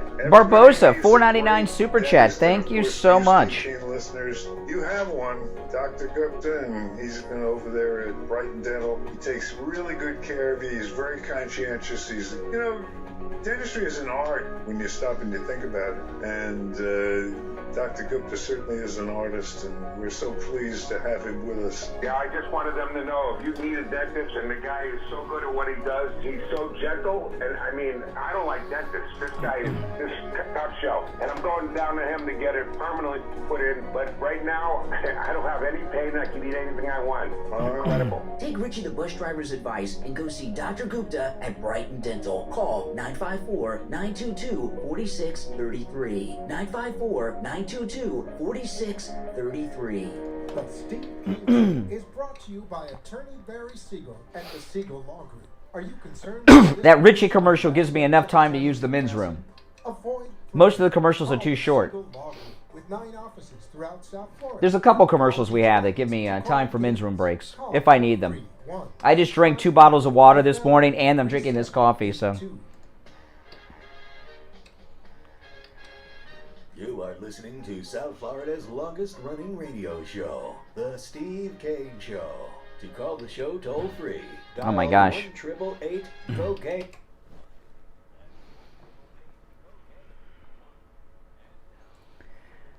All right, we are back. I'm Brian Craig. This is the Steve Kane Radio Show. Hour number 2 has begun. We're talking, the George Floyd trial has begun. They're in the jury selection, and we're talking about that case. And Court TV will be carrying the George Floyd trial gavel to gavel. And I'm going to be watching as much of it as I can. We're going to be following this case closely and talking about it here on the show. I think it's very important for people to see this because so much destruction has happened in the, with the Rodney King, okay? Those LA riots were god-awful, but it was isolated to a particular area. There have been demonstrations and violence from coast to coast, sea to shining sea, over this. It's not isolated. And if the verdict comes out in the way that some people are not happy with, it could get worse. So it's important for people to know what transpires in the trial, what evidence comes out, so that whatever verdict is finally reached in the police officer's case, I think this first trial is going to be a hung jury based on who they picked. That's my prediction at this point. But we'll see when more evidence comes out. Maybe even those that want to convict or those that want to acquit will wake up if there's something big that comes out. I don't know. But it looks like a hung jury in this one already, just based on the jury. So anyway, let's take your calls. 1-888-GO-KANE-1. You're on the radio. What's your name? Hey, hi, Brian. It's my first time calling the radio show. My name is Newton. I'm from New Jersey. How are you doing this? All right, Newton. What's up? Well, today's actually my birthday, and I just wanted to, I haven't been on the radio that much for a long time. That sounds like a setup call to me. Introduce your show. Well, welcome and happy birthday. Yes, sir. And You know, the 14, I'm sorry, I know you were talking about the whole thing with the Floyd, but I wanted to go back to the other topic. That's fine. Well, my caregiver, her name's Felicia, she doesn't mind me giving her name. I'm probably going to give the money to her because, honestly, I feel so bad for the young kids because, I don't know, do you think that the money, we're all going to have to pay this money back? I mean, the Democrats, they think that we're stupid, and they think, $1,400, and I don't see no point of having the money to begin with. What's your take on it? Well, no, I mean, no point. Well, not everybody can afford to give the money away. Okay, some people, a huge, here in Florida, we've been open and most people are back to work, but still, but there are huge areas of this country where people aren't. And I have one concern. Most people have this money direct deposited in their bank. And how many people are overdrawn? And I wonder, I asked this the last time it happened, and I've not been able to get an answer about this. If the federal government direct deposits the $1,400 or the $2,800 for married couples into a bank account that's overdrawn, is the bank eating up the money? You're right about that. And I really worry because those are the people that need it so much. And what's funny about the banks, it's pathetic because, we bailed these banks out before and it's like they're robbing us. And I think what you're saying there, Brian, is true. Well, yeah, and what I mean is, if that's true, and I don't know that it's true, when President Trump sent out that $600, I was talking about this, and I'm asking it again, and I've not been able to get an answer. If that's true, millions of people are overdrawn on their bank accounts any day of the week, and now there are more people overdrawn than ever before, probably. And if that's true, it's another bank bailout of sorts. If the banks are getting the money, yeah, it's pathetic. I can't stand. I had. It's funny. My interest I had at the bank, I was making almost 2.00. I was making really good money, and now it's down to like bupkis. I mean, it's pathetic. I mean, these banks. I mean, they're taking everything from us. But listen, son. I enjoy your show. I used to be a Democrat for about 50 years, and like I said, today's my 90th birthday. You're 90? You don't sound anywhere close to 90. Oh my goodness! What did you do when you were a working man? What did you do for a living? Well, I worked as a grocery store, and also I was working at a shoe store. I mean, I didn't really have the best job. Yeah. Put it this way. How long have you been retired? Been retired for the last 30 years. Oh my gosh, you've been retired as long as you were working. Yeah, but listen, my friend, keep up the good work. I enjoyed the show. It was my first time calling you, and God bless. Well, I appreciate it. 90-year-old Newton from Jersey. Did that guy sound 90 years old to me? He did not sound 90 to me at all. Good morning, you're on the radio. What's your name? Good morning. I can hear you. Once, twice. All right. Good morning. You're on the radio. What's your name? Hey, it's Mike and Boca. Hey, Mike. Are you the Mike and Boca that emailed me like at 1 in the morning? Yeah. All right. I was bored and I had to, You sent me an email saying I'm emailing you just to see if you'll write me back. It's been a while since I wrote an email and I had to get up to do something else and I just got on my phone and said, I knew you were talking about the website, so Yeah, I emailed you back. What time did I email you back at, do you know? It was around 3 o'clock. 3 o'clock in the morning, yeah, that's right. I was up at 3 a.m. I emailed you back, absolutely. I just sent you, I don't know about the Rodriguez kid. I don't know if your article, but I sent you an article from the local paper, and there's the whole video's on it. You can watch the video. The video of what? Of the kid getting shot. Oh, no, I saw the video. The one I was talking about, Stevan from Oklahoma City. I saw the video, and it. What's your thoughts? Did you watch it? I did, and what I saw was, and I saw from the angle the news. I believe it was the news reporter because it was him. I'm looking at him, and he was like sideways, looking at the cops. Well, it looked like he was giving up, didn't it? Does it look like to you he was giving up? Well, he put his hands up. Then he put his hands in his shirt, and he said, "Don't do that." And he put the gun down. And then you could see the gun. It was kind of a big gun, actually, for a handgun. I could see it.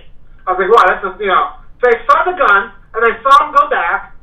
And then, for whatever reason, and they told him, I hear them, keep your hands up, keep your hands up. And I hear the lady telling him, he decides to reach for his back pocket. And that's when they... shot him 13 times. Yeah, and he didn't have a weapon in his back pocket. Well, here's the point of that, okay? If he were black and the cops were white, it would be a national story. But the media don't, that story comes out of the local news in Oklahoma where it happened.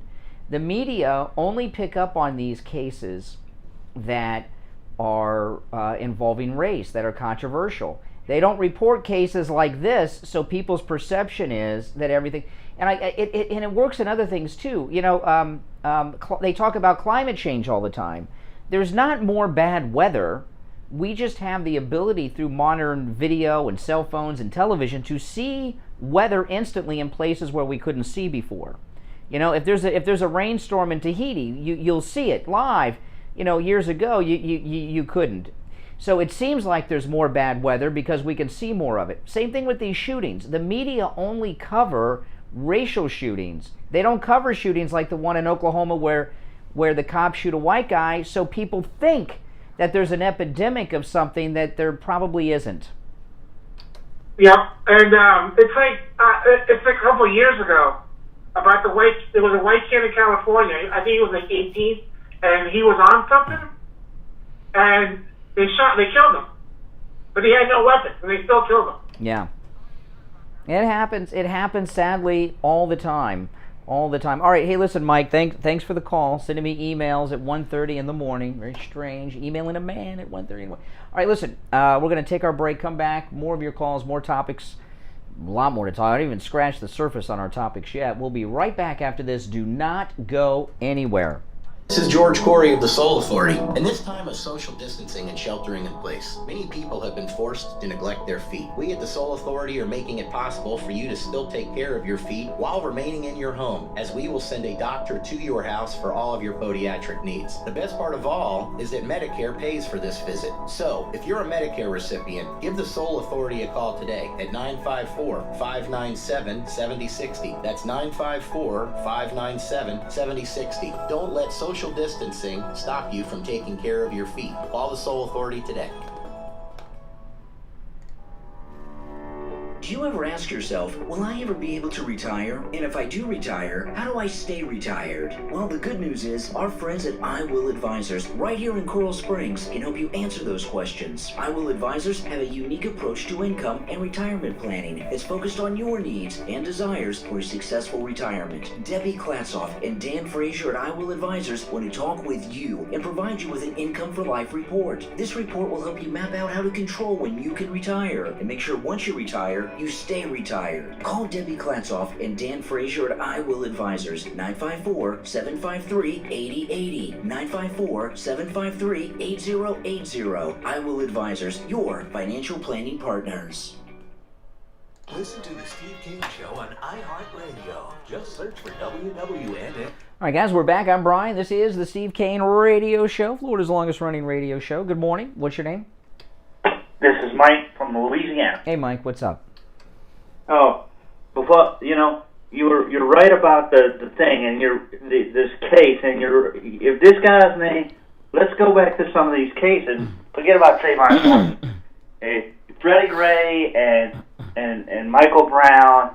Those are pretty generic sounding names. If you didn't know those names, you could figure out that maybe if they were white, the cases against the cops or whatever might have went another way, but they were black. This is the same situation. This guy was a black guy, and the cop was we know what he was, and I do agree with you about it that it's set up to be a hung jury. Oh yeah. This thing is set up to be a hung jury. Now, one other thing before I let you go. You mentioned earlier about Mike Lindell's thing. The thing about him getting into the app stores, which is going to be tough for him because what he's going to want to let people do on his website and talk about a certain situation, and I'm not going to mention here because it could get you.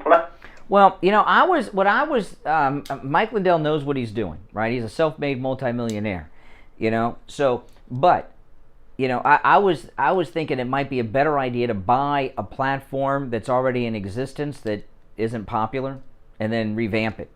You know what I mean? That's what I probably would have done. But hey, listen, thanks for the call, Mike. You're on the radio. Good morning. Good morning. Once. Twice. All right. Okay. All right. Got a little nervous there. You know, I wanted to... I have a couple sound bites I wanted to play for you. One of them involves Kamala Harris and Governor Cuomo. There's a new allegation about Cuomo, and it's you know, this one's the worst one yet. And let me pull up the story and let's talk about it a little bit. And then the response by Kamala Harris for the very first time yesterday is you know, something else. We'll get to that in just a minute. But listen to this. This is in the New York Post. The sexual harassment scandal engulfing Governor Andrew Cuomo escalated Wednesday with the emergence of allegations that he reached under a female aide's blouse and groped her while they were alone in a room inside the executive mansion in Albany. The incident unfolded after the much younger woman was summoned to help the 63-year-old governor fix a problem with his cell phone, the Albany Times-Union reported. The woman told him to stop, the newspaper said. The accusations are the most serious yet made against Cuomo, who's previously been hit with claims of sexual harassment and other inappropriate behavior by 5 other women. So this isn't a new woman. There's 6. She's one of the 6, 4 of whom were his aides at the time. The latest accuser said the incident took place late last year after Governor Cuomo shut the door to a room on the 2nd floor of the governor's heavily guarded official residence. The woman said it followed frequent flirting with her by Cuomo. The paper, which said it was withholding the woman's identity, said her account was relayed by a person with direct knowledge of her claims.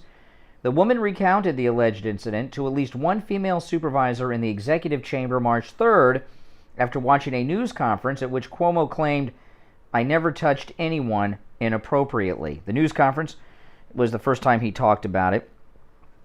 And this is something. I mean, you know, it's getting worse. Putting his hand under her blouse and groping her. You know, Franken was just pretending that he was going to grope someone. Remember that woman was sleeping and he took that photograph? You know, Al Franken was out because he was pretending he was going to. Now we've got actually a grope. So now we've moved on to something a little more serious here.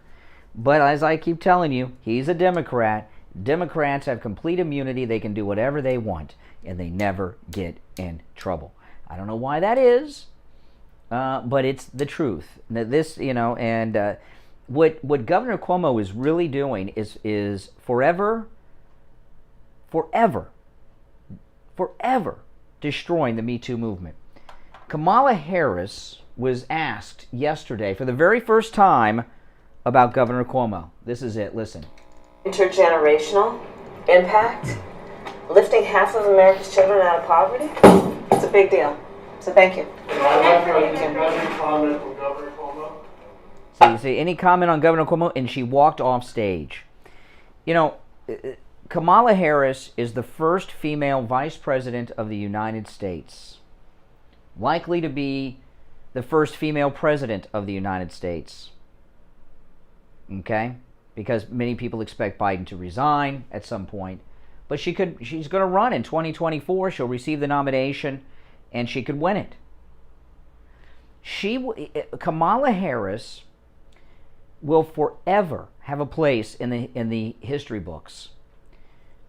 As the first female vice president of the United States, she will be promoted for the rest of American history as a feminist icon and role model that girls aspire to be like. They may even have her on money one day in the future because it's very historic. She's a female and she's a minority. And she's Vice President of the United States. We have a governor who has been accused by 6 women of inappropriate sexual things. Now we've got a grope under the blouse. He summoned her in to grope her, it sounds like, pretending he couldn't use a cell phone or something. And this woman who will forever be remembered as a feminist icon and role model, when asked about it, walks away and won't comment. She should be leading the charge against Cuomo. But he's a Democrat, she's a Democrat, so boom. Especially the way she acted with Kavanaugh. You know, during the Kavanaugh confirmation hearings, there was one woman who had never uttered a word for decades, came forward with very strange claims, and she was all over that. But this, we have 6 women, all of them Democrats, making some serious allegations. And when asked, she walks off stage and the media gives her a break. Are you kidding me? You can't be a feminist role model and icon when you allow that to happen. She should have taken that as an opportunity to respond. I'm disgusted by these allegations, and if they are true, he should be out. But no, he's a Democrat, so she won't even comment. You're on the radio. Good morning. Hello? Hello? Yes, you're on the air. What's your name? Hey, how you doing? I wanted to talk real quick about the George Floyd case. Okay.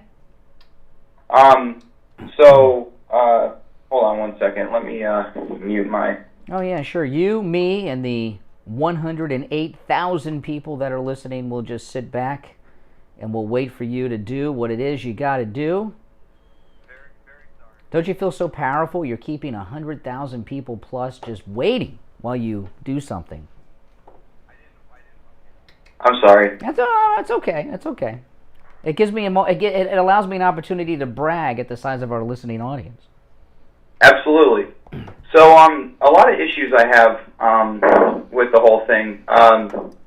So, one thing that obviously came out of the George Floyd death was the BLM movement. Now, the BLM movement was... The what movement? The what movement?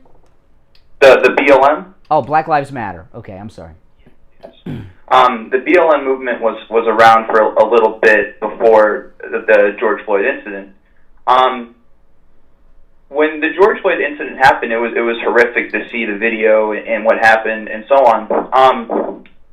But when everybody started getting, going out in the streets and doing everything they were doing, and a lot of these young kids, acting very wild and destroying things or whatever, what I'm concerned about is people were just so willing to just go out and just cause mayhem over something that I don't even think they understood. Like, they saw the video and they're like, okay, that's horrific, I'm upset about that, but they were so quick to join the BLM movement, not knowing what the BLM movement, the Black Lives... Okay, well, here's the thing, okay, with the cell phone cams, and I've seen the George Floyd thing twice, and I don't need to see it again.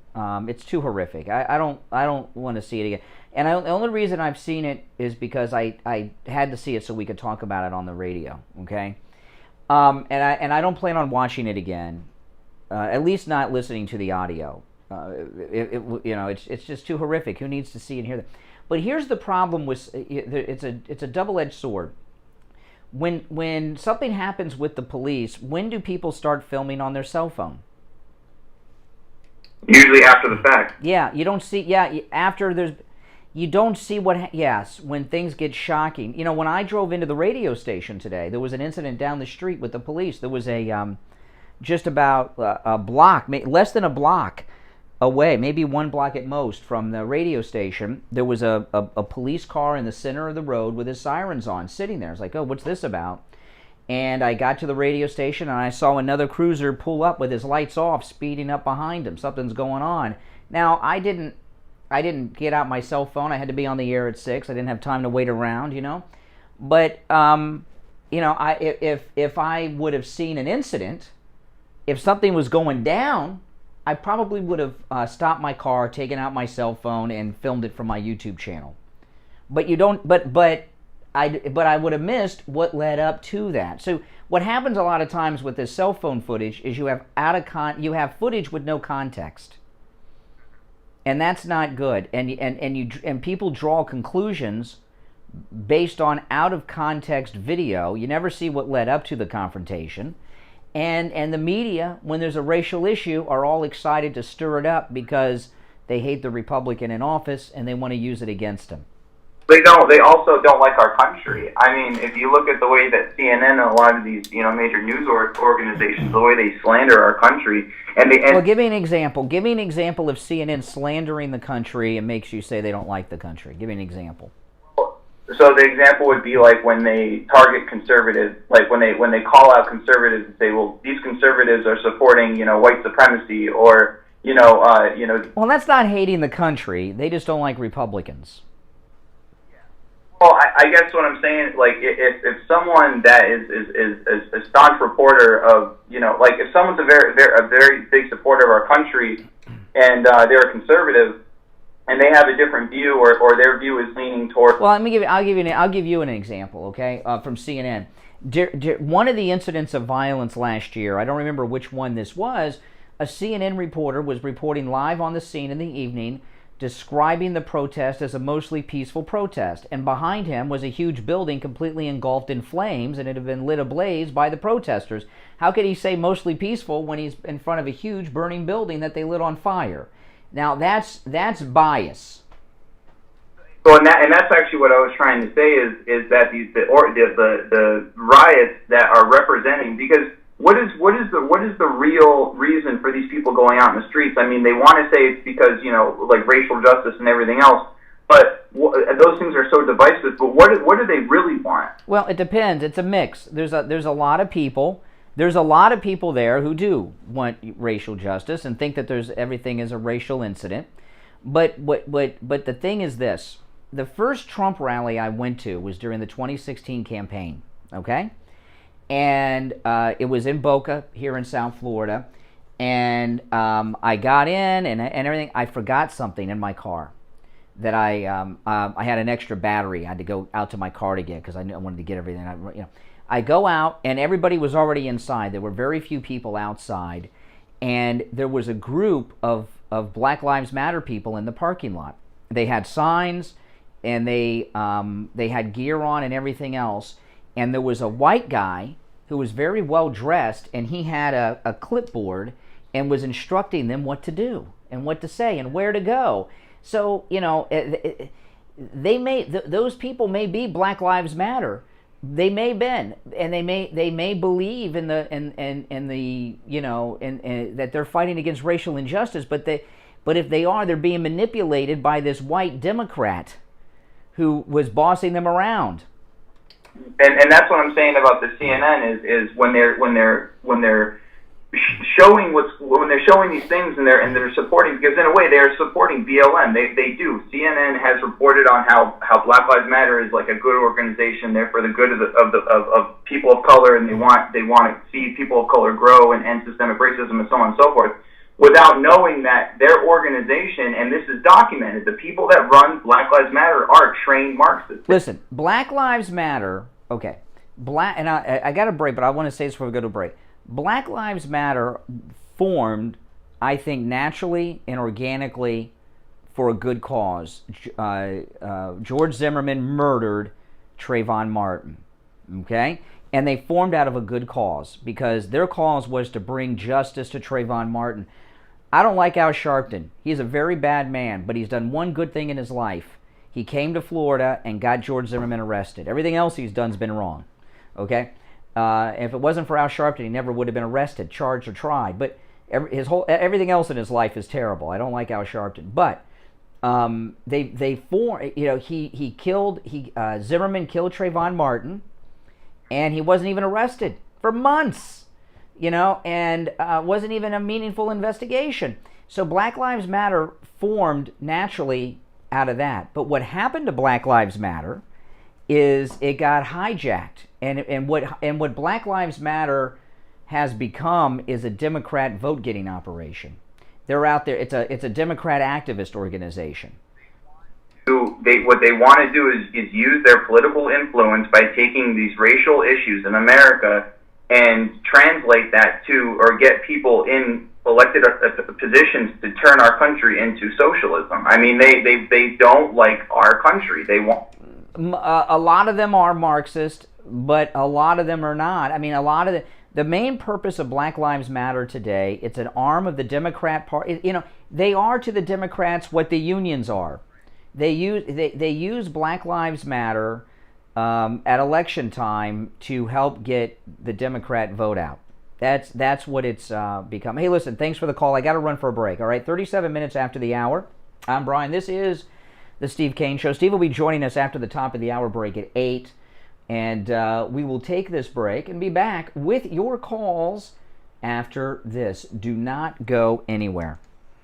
Stop paying an outrageous fortune for your tires. Go easy on your budget and buy your tires at Friendly Tire in Margate, where they have all the major brands like Goodyear and Firestone at discount prices that absolutely can't be beat. Steve Kane's tires for his Toyota van at the other shops, $175 a tire. At Friendly Tire, just $75 a tire. That's a $100 savings per tire. Tires for my daughter Emily's car, $135 at the shops around town. The price at Friendly Tire, only $65. That's a $70 savings per tire. These prices are out the door and on the road. Free mounting and balancing and no added charges. Friendly Tire have a great selection of good used tires too, starting at just $30 for most cars. Call my good buddy Friendly Mike at Friendly Tire. Tell him what you drive and he will give you a great low price right over the phone at 954-977-9445. 954-977-9445. Online, Steve Kane Show. FriendlyTire.net. This is Dr. Mitchell Mattex. Steve Kane Show. Yes, hold on.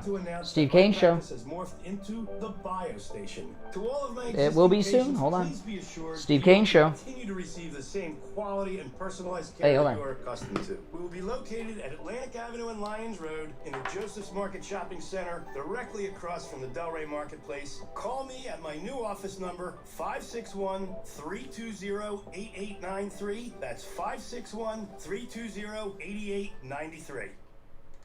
Have you ever picked up a towel set because it felt really soft in the store, but when you go to use it, it's not very absorbent? It's basically a towel that's leaving you out to dry. Michael Lindell, Trump supporter and inventor of MyPillow, has developed a towel that actually works. Towels that actually dry you. MyPillow is debuting the MyPillow 6-piece towel set that includes 2 bath towels, 2 hand towels, and 2 washcloths. They come in a variety of colors, and right now, when you buy one set, you get another set free. But you've got to use the promo code KANE, K-A-N-E, at checkout. Go to MyPillow.com. Click on the radio listener specials. MyPillow products come with a 10-year warranty and a 60-day money-back guarantee. To get the buy one, get one free on the 6-piece set off MyPillow towels, just go to MyPillow.com, click the radio listener special, and enter the promo code KANE, K-A-N-E, at checkout. Or call them directly, 1-800-716-4879. 1-800-716-4879. That's MyPillow.com, promo code K-A-N-E,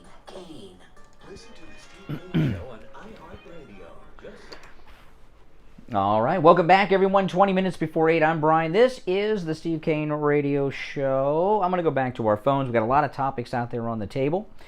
You're on the radio. Good morning. Hi, Brian. I was listening at Camilla a few moments ago, that clip that you played. She sounds like a woman that's, quite frankly, not in control. She actually sounds like she is being told to shut up. Yeah, by who? Yeah, and if that's the case, boy, I tell you, this is going to be, the plot's going to thicken, because she doesn't even sound like the same Kamala that I was. Well, I think what's going on with Kamala Harris, she's unusually quiet because she's a very vocal lady. I think she's lying low and not commenting on anything so that there's no controversy around her, so that when Biden resigns or they use the 25th Amendment, she's not tarnished. She's trying to stay out of trouble and not be controversial. Maybe that is the case, but I detected a bit of fear in her voice. And Fear of who? And that's usually something that doesn't come. I don't recall her ever showing. But this time around, I guess she probably knows a lot of state secrets that they say we don't know. But she didn't sound like the same woman to me. Just listening at her. Yeah, it was the first time I've seen her without a mask on in weeks and weeks. I've forgotten what she looked like almost. Yeah, this is not the same woman. As for the, I guess the Black Lives Matter movement and everything, this trial is going to be interesting to see up in Minnesota or by Michigan, I guess Minnesota. Yeah, Minnesota. It's going to be very, very interesting because. Well, I think CNN. I don't expect CNN to carry it live. They're going to cover the story, but I don't think that I don't expect them to carry much of it live because I think they're afraid of what might come out in the trial, and they don't want their people to hear the evidence. CNN is in about it, like all of them. They're in the business of censoring, and yes, there are going to be some things to come out. Well, they're selling a narrative. Everything's about race, and maybe it is, but let's find out. Yeah, exactly. So there's going to be a lot of not playing this. This is the first high-profile trial that I don't have a strong opinion on it, that I'm waiting for the evidence. Usually I have an opinion going in, they're guilty, they're this, they're that. This time I am going to have a complete open mind. Yes, because there's some things about George that a lot of people don't know. And I'm not saying that what that guy did, that cop did, was wonderful, because it's not. But there are going to be some things that are going to come out in court. Usually court tends to change the equation for a lot of. Mm-hmm. Yeah. I just don't. Some of the things that people, positions that they have taken, once they learn certain things, I think there are going to be some changes, or for that matter, some people silent on certain matters. Yeah. But when I listen to Kamala today, that one clip you played, this is the first time I've ever detected fear in her voice. And I said, well, number one, she probably knows the state secret and what they're trying to cover up. And you say fear. Everyone assumes she's going to be the president at some point. That Biden's going to step down. And at the point she's at now, they have opened the books to her, to what the president sees, and maybe she's afraid of the job. Being president of the United States, think about it. With President Trump, right? One day he's hosting the Celebrity Apprentice. The next day he's ordering men into battle where people will die, and maybe even the men he's ordering in the battle. So when they open the books up to you, and you've got that weight that all of a sudden you're the president, it's got to be very overwhelming, especially for someone who's never really had any responsibility. And Brian, for someone, her boss, who will be signing into law $1.9 trillion, her plan for Medicare for everybody, I don't see where I think it's a non-starter. But that's one of the platforms that she basically was running on. And when you start thinking this $1.9 trillion, and like some people are saying now, it's not just our children who are going to be burdened with it. If you have children. Well, that's true. Every time they pass something, we hear the same thing. That our children will be burdened with it, and that's true. We're always burdened with everything the government does, and our kids and grandkids will too. But Brian, that's a huge number. It's a number that's so big that the human mind cannot even comprehend the number. I know. I mean, it's mind-boggling. But what the bill is basically is a payback to political allies and donors. I mean, look paying off these Democrat cities. Nancy Pelosi, they'll probably throw a parade for her in Chinatown. $650 million to San Francisco to pay off all their debt. You can say about Nancy, she delivers the goods when she has to. Yeah, so they're going to love her out there. Okay, that's why she has been in power for a long time.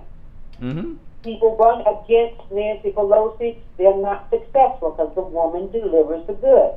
That's right. And she brings home the bacon.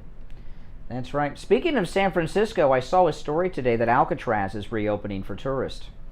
So, and it doesn't get more liberal than San Francisco, California. So that is a great indicator that America is reopening. Yes, it is. All right. Take care. Thanks for calling. All right. Listen, if you're on hold, don't go anywhere. I am going to get us on time for the rest of the show. Steve's joining us at the top of the hour. I got to get us on time on our breaks before then, or I'm in hot water. So we're going to take our break. Back to your calls right after this. With diabetes, there's a 25% chance that you'll develop a foot ulcer that can lead to severe health consequences, including amputation. At the Sole Authority, at little or no cost, you can receive your very own therapeutic shoes and custom inserts. Medicare recipients are entitled to 1 pair of quality diabetic shoes and 3 custom inserts. Call the Sole Authority today, 954-597-7060. Oh, my throat. I apologize, guy. Just search for W. All right, welcome back. If you're on hold, stand by. A huge announcement from Mike Lindell and MyPillow. They have a brand new item.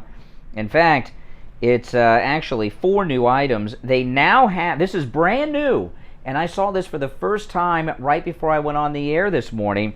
The MyPillow slippers save 30% off when you use the promo code Kane at checkout. You know, Mother's Day's right around the corner, and these are the most comfortable slippers you will ever wear. They have them for both men and women, and they have 2 different styles.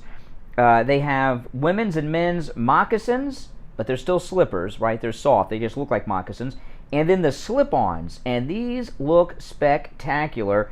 In fact, I'm going to have my wife order me, I don't know if I want the moccasins or the slip-ons, but maybe I'll have her order me both. And it's 30% off with the promo code Kane at checkout, K-A-N-E. And these women's slippers are perfect gifts for mom, for Mother's Day. And by the way, mom includes your wife, your mom, your grandmother, okay? Even your daughter might be a mom, right? That's right. Or your wife. These would make great gifts. Go to MyPillow.com. You'll see these are brand new. The MyPillow slippers, they call them My Slippers. And I promise you, these will be the most comfortable slippers you've ever worn. Brand new product, 30% off with the promo code Kane. And with Mike Lindell starting up that new social media platform, he needs to sell a lot of slippers and a lot of pillows to pay all the money that it's going to take for us to have this great alternative to everything. So go check it out right now, MyPillow.com. You can also order by phone, and the number to order by phone is toll-free, 1-800-716-4879. 1-800-716-4879. Good morning, you're on the radio. Yes. Once. Twice. All right. Yeah, I understand. Little chicken. That's okay. That's okay. All right, our number toll free, 1-888-GO-KANE, 1-888-465-2631. So, lots going on here, lots to talk about. We've touched on a lot of topics today. There was a big incident yesterday in the White House press briefing with Jen Psaki and Steve Doocy, which I'll get to in just a moment. Did you guys catch this? Oh, my goodness. We'll get to that in just a moment. Good morning. You're on the air. Yes, you're on the radio. What's your name? My name is Simi. I'm calling from Texas. Hey, Texas. What's on your mind? This is my first time calling any radio station or anybody. I just love to listen to you at 5 in the morning, which is 5 in Texas when you start. And, I just wanted to say a big hi and what a great job you're doing. Well, thank you. Well, thank you for listening. You are my wake-up call, so thank you so much. Well, thank you. All right. Call from Texas. Wakes up with me every morning. That's great. Good morning. You're on the radio. What's your name? Al. Well, did I interrupt a joke, Al? What you were laughing? What's so funny? Because the lady said she was calling from Texas the first time she ever called, and for whatever reason, you said, that's good, and you hung up. Well, she was saying goodbye.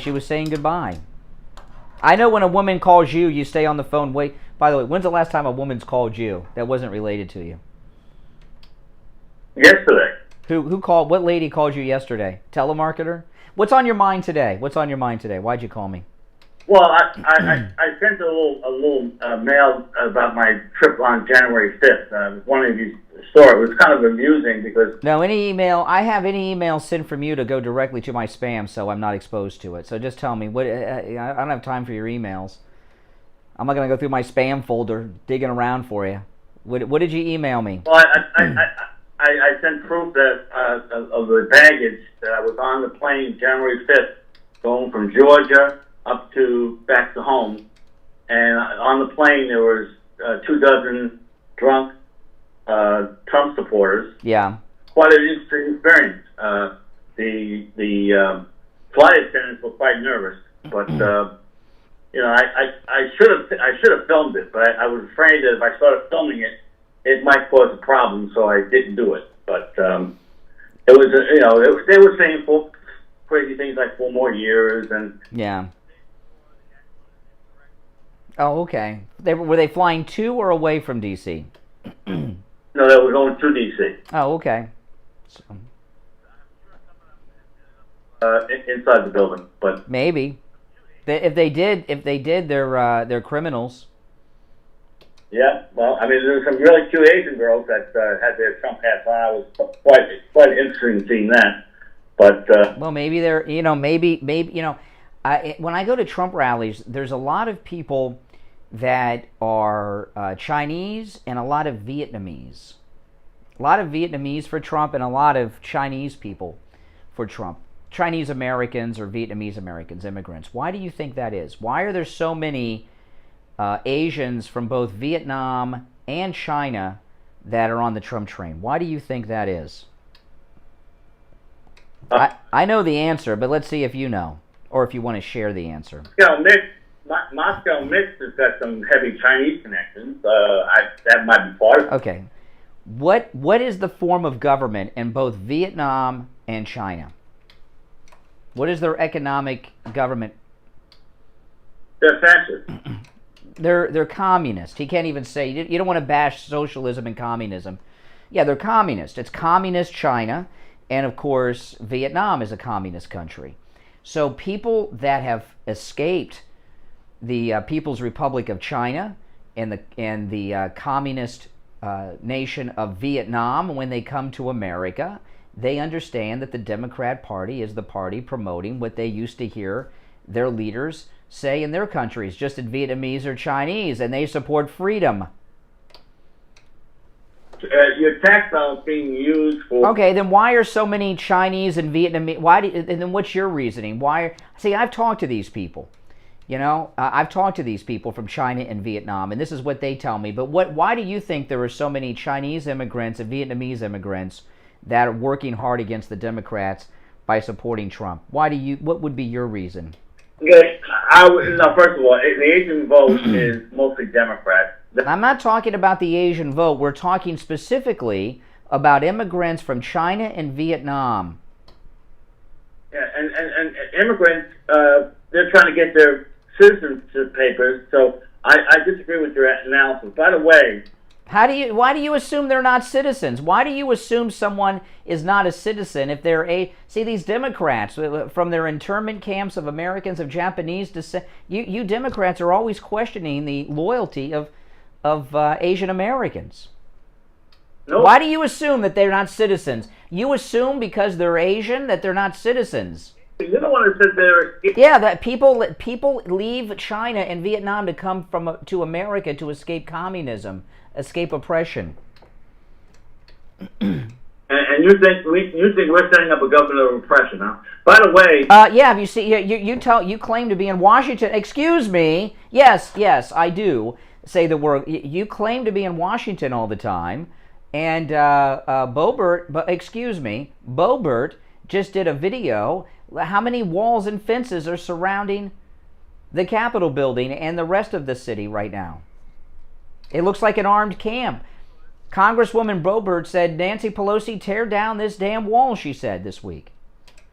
That's another nutcase out in Colorado. First of all, your Trump supporters, most of which are responsible for what happened, you agree that they're criminals, okay? But the thing you're misrepresenting. Do you know that that members of Congress are not permitted by do you know that members of Congress are not permitted by Nancy Pelosi to meet with their constituents in their offices? That's because of COVID right now. No, it's not because of COVID. It's because Nancy Pelosi, and the post, the attack on the Capitol. She's using this as an excuse to keep Congress people away from their constituents. All right. Yes. Constituents in the office. First of all, let me just say one thing so that you stop misrepresenting how this bill works. Your COBRA rates are being dropped in half. My what rate is being dropped in half? My what rate? If you have if somebody in the audience is paying COBRA insurance, their rates are going to be cut in half. All your insurance rates are going to be dropping as a result of this bill. Oh, okay. Okay. Yeah. And I don't know about you, but I like kids to be going to schools that have the proper ventilation. You know, schools have, every school in America, especially in the places that are shut down, have more than enough money to reopen. They've been closed for a year. They haven't been paying electricity. They haven't been buying supplies. They haven't been paying janitors. They've not been paying anybody except the teachers. So, they should have all kinds of money in the bank, the schools. They don't need more money. It's been down. If you knew anything, the revenue's not down. You still got to pay property taxes. Excuse me, schools are paid for by property taxes, right? Property taxes are still around. They haven't been spending any money. A lot of property taxes are not getting paid. They're being given. No, they're being paid. No, excuse me. If you don't pay, they take your house. Yeah, if you were a homeowner, you'd understand. Good morning. You're on the radio. Is it my time? It appears to be, yes. Good morning, Wheezy. Ow, and then Wheezy right after? That's really going to stress you out. Yeah, dead air, Wheezy. You called me. You must have something to say. Well, I guess I'm calling because everybody seems to want me to call to chime in, especially Wolf. Wants me to chime in about what you were talking about earlier with Floyd. I'm just going to tell you my opinion and then I'm going to be done with it. It's hard for me to realize how the difference between white people seeing it and black people seeing it. I'm just wondering which white person can lay on the ground and let someone put their knee on their windpipe for 9 minutes and then think that the drugs that they took earlier is the reason they died. Well, that's what the trial's about, Wheezy. Yeah. Mm-hmm. By the way, thanks for listening to my podcast, by the way. Yes, I do. Y'all think he died from the drugs he took. Really? I wonder if somebody could kneel on your windpipe for 9 minutes and see if you go. Well, this is what we're going to find out, Wheezy. I have not. Let me finish a sentence. I do not have my mind made up either way on what happened in the George Floyd case. I'm going to watch the trial and follow the evidence and let the evidence lead me to a reasonable conclusion. But you wouldn't think that someone's knee on someone's windpipe could stop him from breathing. You don't think that, right? Well, we're going to find out. He was in the police cruiser, cuffed. Oh, here we go. She doesn't want anything. She's got a narrative, Wheezy, and don't bring up anything that's going to question her narrative. And we're going to find out what happened from that point to the street. Let me ask you a question. Which part killed him? We don't know yet. Getting out of the car, or the part where the white man, with his hands in the white man, with his hands in his pocket. Well, it's possible. It is. Listen, it is very possible that he was murdered by the police officer by having that is possible. It's also possible that he had a reaction to prescription medications. We're going to find out. Well, I said I didn't want to call him because that sounds so stupid. Well, there's gonna be expert witnesses who testify, and we'll find out. That's what the trial's for. You don't want to. I'm assuming you're opposed to lynching. Excuse me. I'm assuming. Now, maybe you aren't, but I assume you're opposed to lynching people, right? Then why us black people have attitudes? Well, no. If you're opposed to lynching, listen. If you're opposed, I'm gonna finish. Lynching. Back in the days of lynchings, what would happen is someone would make a claim, a white person would make a claim against a black person. And the mob, without a proper trial, would reach a conclusion and execute them through lynching. Okay? And that's not our system of justice. What you're talking about doing with the police officer, you don't want to hear the evidence or have a proper trial. You just want him lynched. I want a proper trial with the evidence laid out from both the prosecution and the defense, and come to a conclusion based on the evidence. I'm opposed to lynching people, unlike you. Well, no, see, I'm not talking about lynching. I want a trial, but I would like... No, you want a show trial. You want a show trial. Big. Okay, I want it to be where the person gets found guilty for what they... Oh, yes, you want him to be found... I don't want a trial where people are found guilty. I want a trial where people are judged by a jury of their peers after the evidence has been introduced. That's exactly what... Well, that's the American system of justice. That's what white people say. Oh, that's what... Well, okay. Okay. All right, Weezy, I got to run for a break.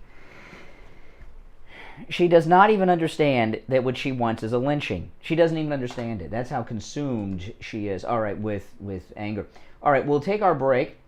My name is Brian Craig. Steve Kane will be joining us. This is the Steve Kane Radio Show, Florida's longest-running radio show on the radio since 1977. Those of you on hold, stand by. We will get back to your calls right after this. 1470, FM 95.3, 96.9. South Florida's FM Money Talk Radio Network, WWNN, Pompano Beach. Hi, my name is Tom Laporta, the owner of Laporta Contracting, Roofing and Restoration.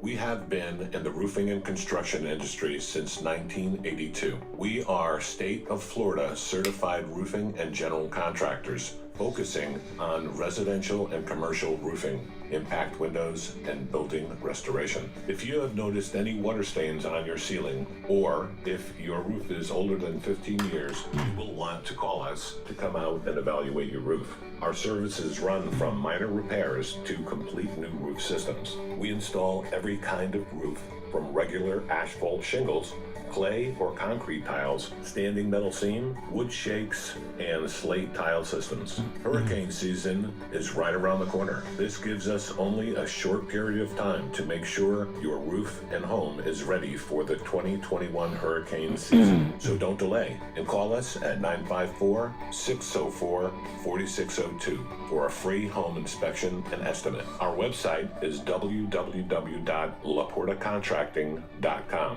where you will find our latest video and live testimonials from a few of our past clients. Our number again is 954-604-4602.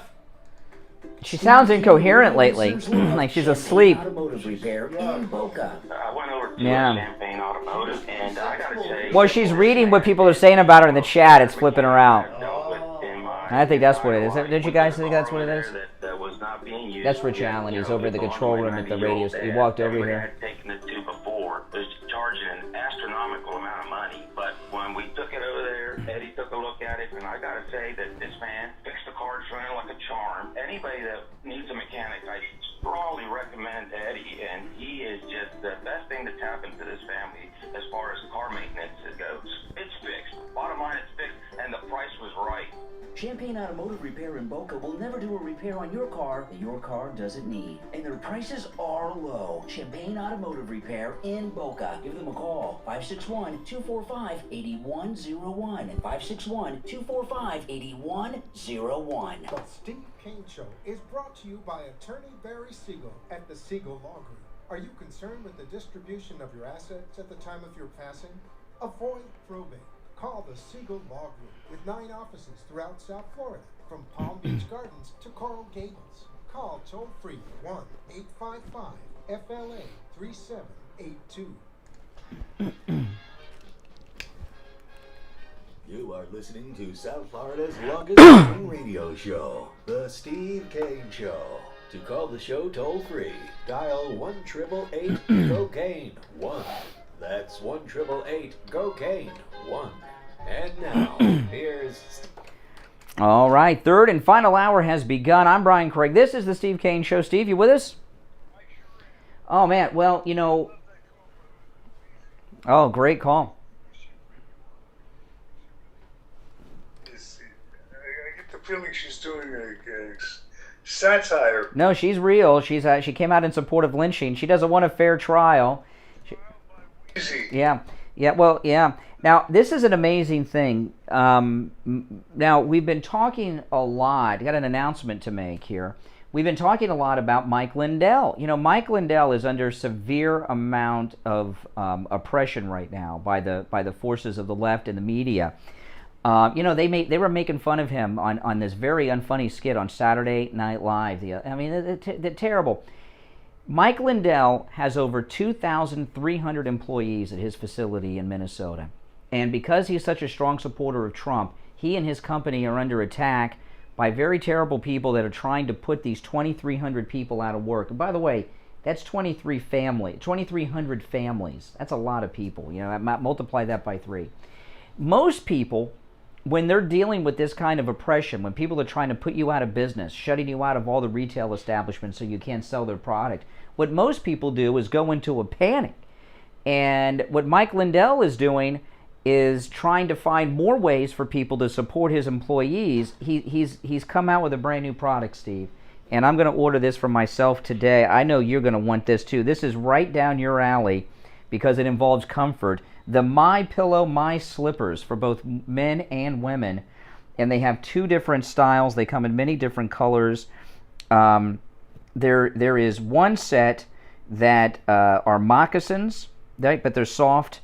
Slipper moccasins, and then they have slip-ons for both men and women, and it's 30% off with the promo code KANE, K-A-N-E, at checkout. I mean, this is amazing, Steve. I don't know, which would you rather have, the moccasins or the slip-ons? Well, have one of your kids pull up the MyPillow.com site. These are brand new. I just saw these for the first time this morning, and I think I might get one of each. Both. I'll get the slip-on and the moccasin. I don't have the price. 30% off when you use the promo code KANE. So it's a great deal, and I promise you, they're the most comfortable slippers and that you've ever worn because they come from Mike Lindell. Steve Kane Show. It's your contribution to the cause. Hello. Hey Barry, hold on. I just got your message. I didn't know you. Hold on. Mike Lindell's. Yeah, keeping them working. This year. Oh my goodness. So go to mypillow.com and take advantage. Now, if you're on hold, stand by. Our phones have been busy as can be today, but we're going to first check in with your attorney, Steve. Attorney Barry Siegel, our elder law and estate planning attorney. Barry Siegel, good morning.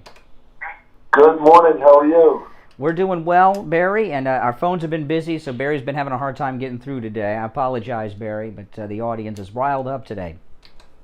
That's fine. Can you believe it's been a year now since this coronavirus, COVID-19, has been declared a global pandemic? No, it's hard to believe. Time flies when you can't breathe. Yeah, I know.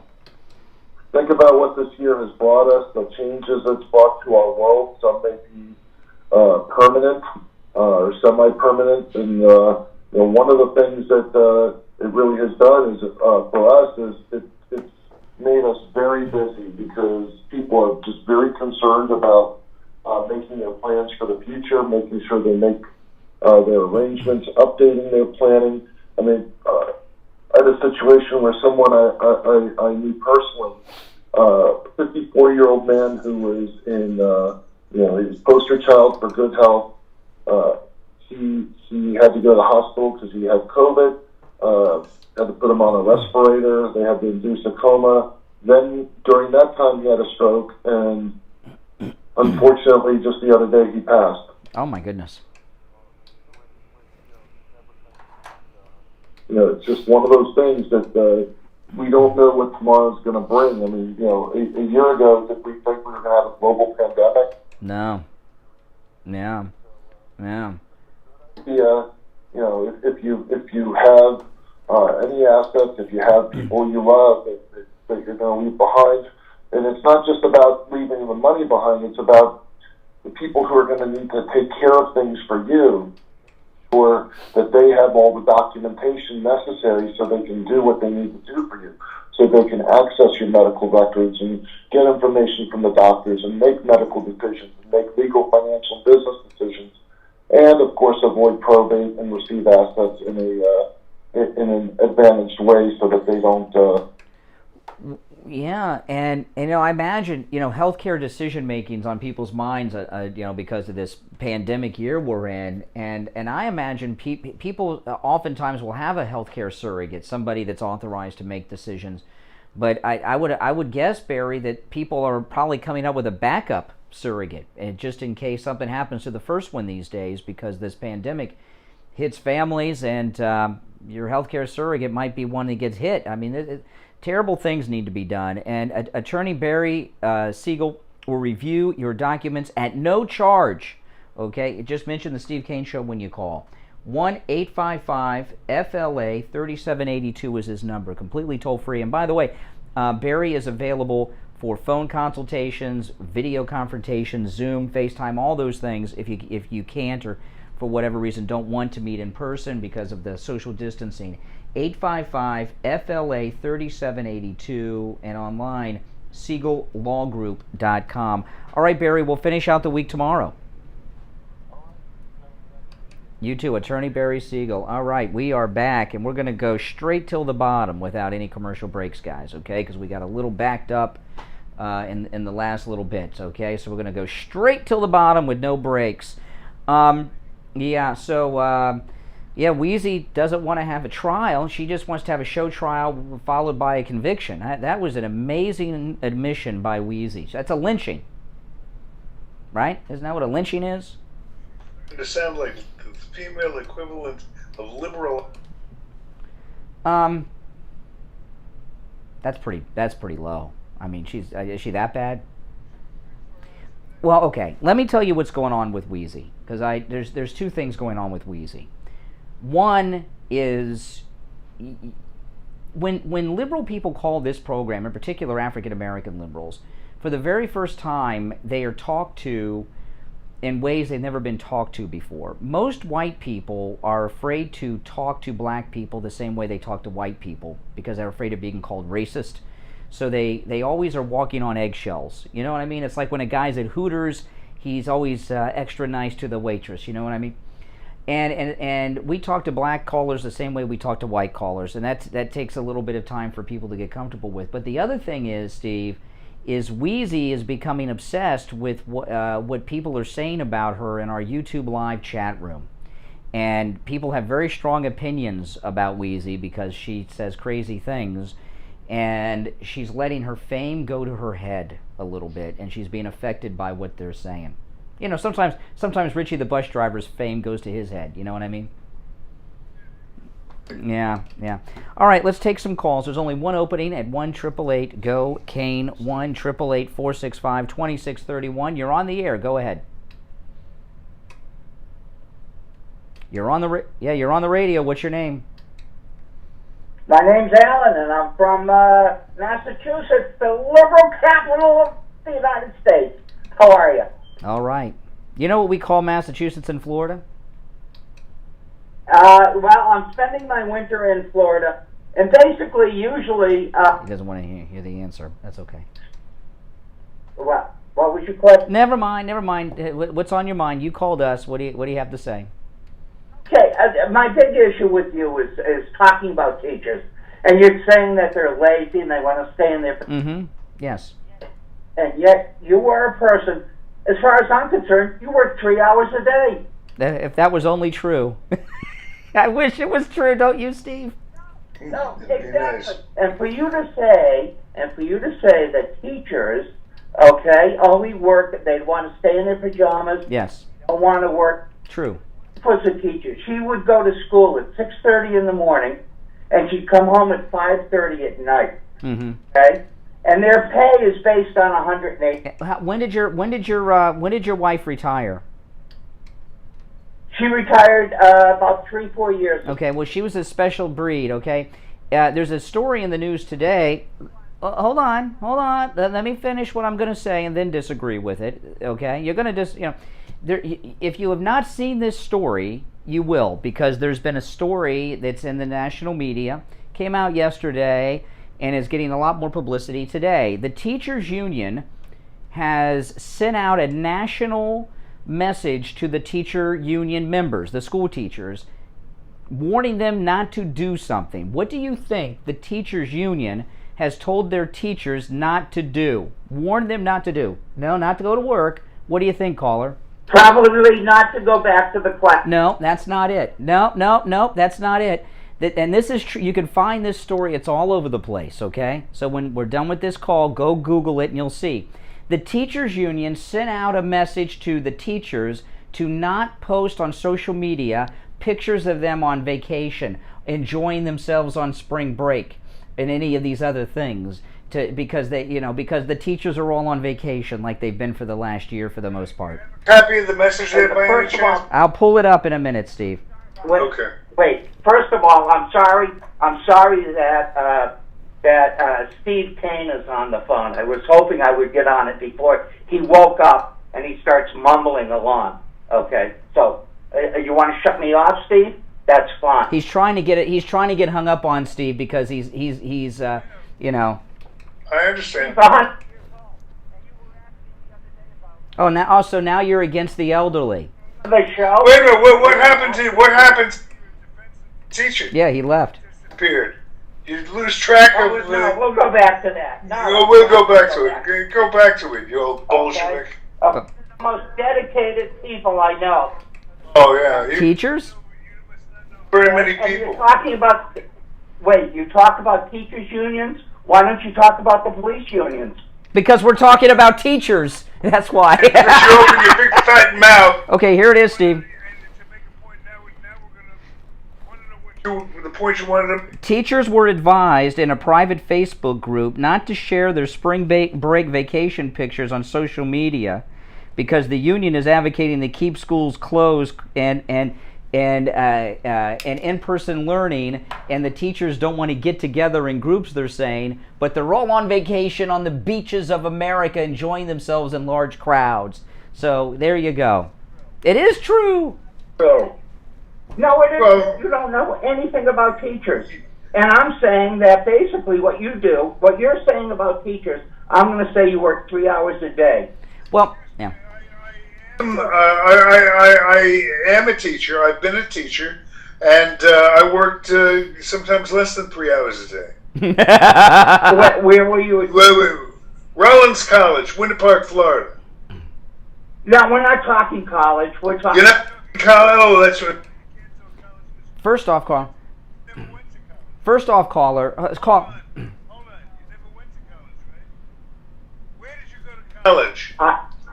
University of Massachusetts. Yeah. Oh, okay, Mal. That's where they teach them out of Mal's Little Red Book, Steve. Listen, caller. For the argument, let's say that I just... Okay, listen. Alan, okay? Just for the argument, let's say that I only work 3 hours a day, which is absurd and not true, but let's just say it is, okay? Well, no, slow down. Stop being paranoid, and let's just say I only work 3 hours a day. I wish that were true, but I'm going to say it's true for the argument. What I do is much different than what a school teacher does. And what I have is a skill set that not very many people have. Anyone with a college degree can be a teacher. Not anyone can do what I do successfully. So I'm in a more high demand position.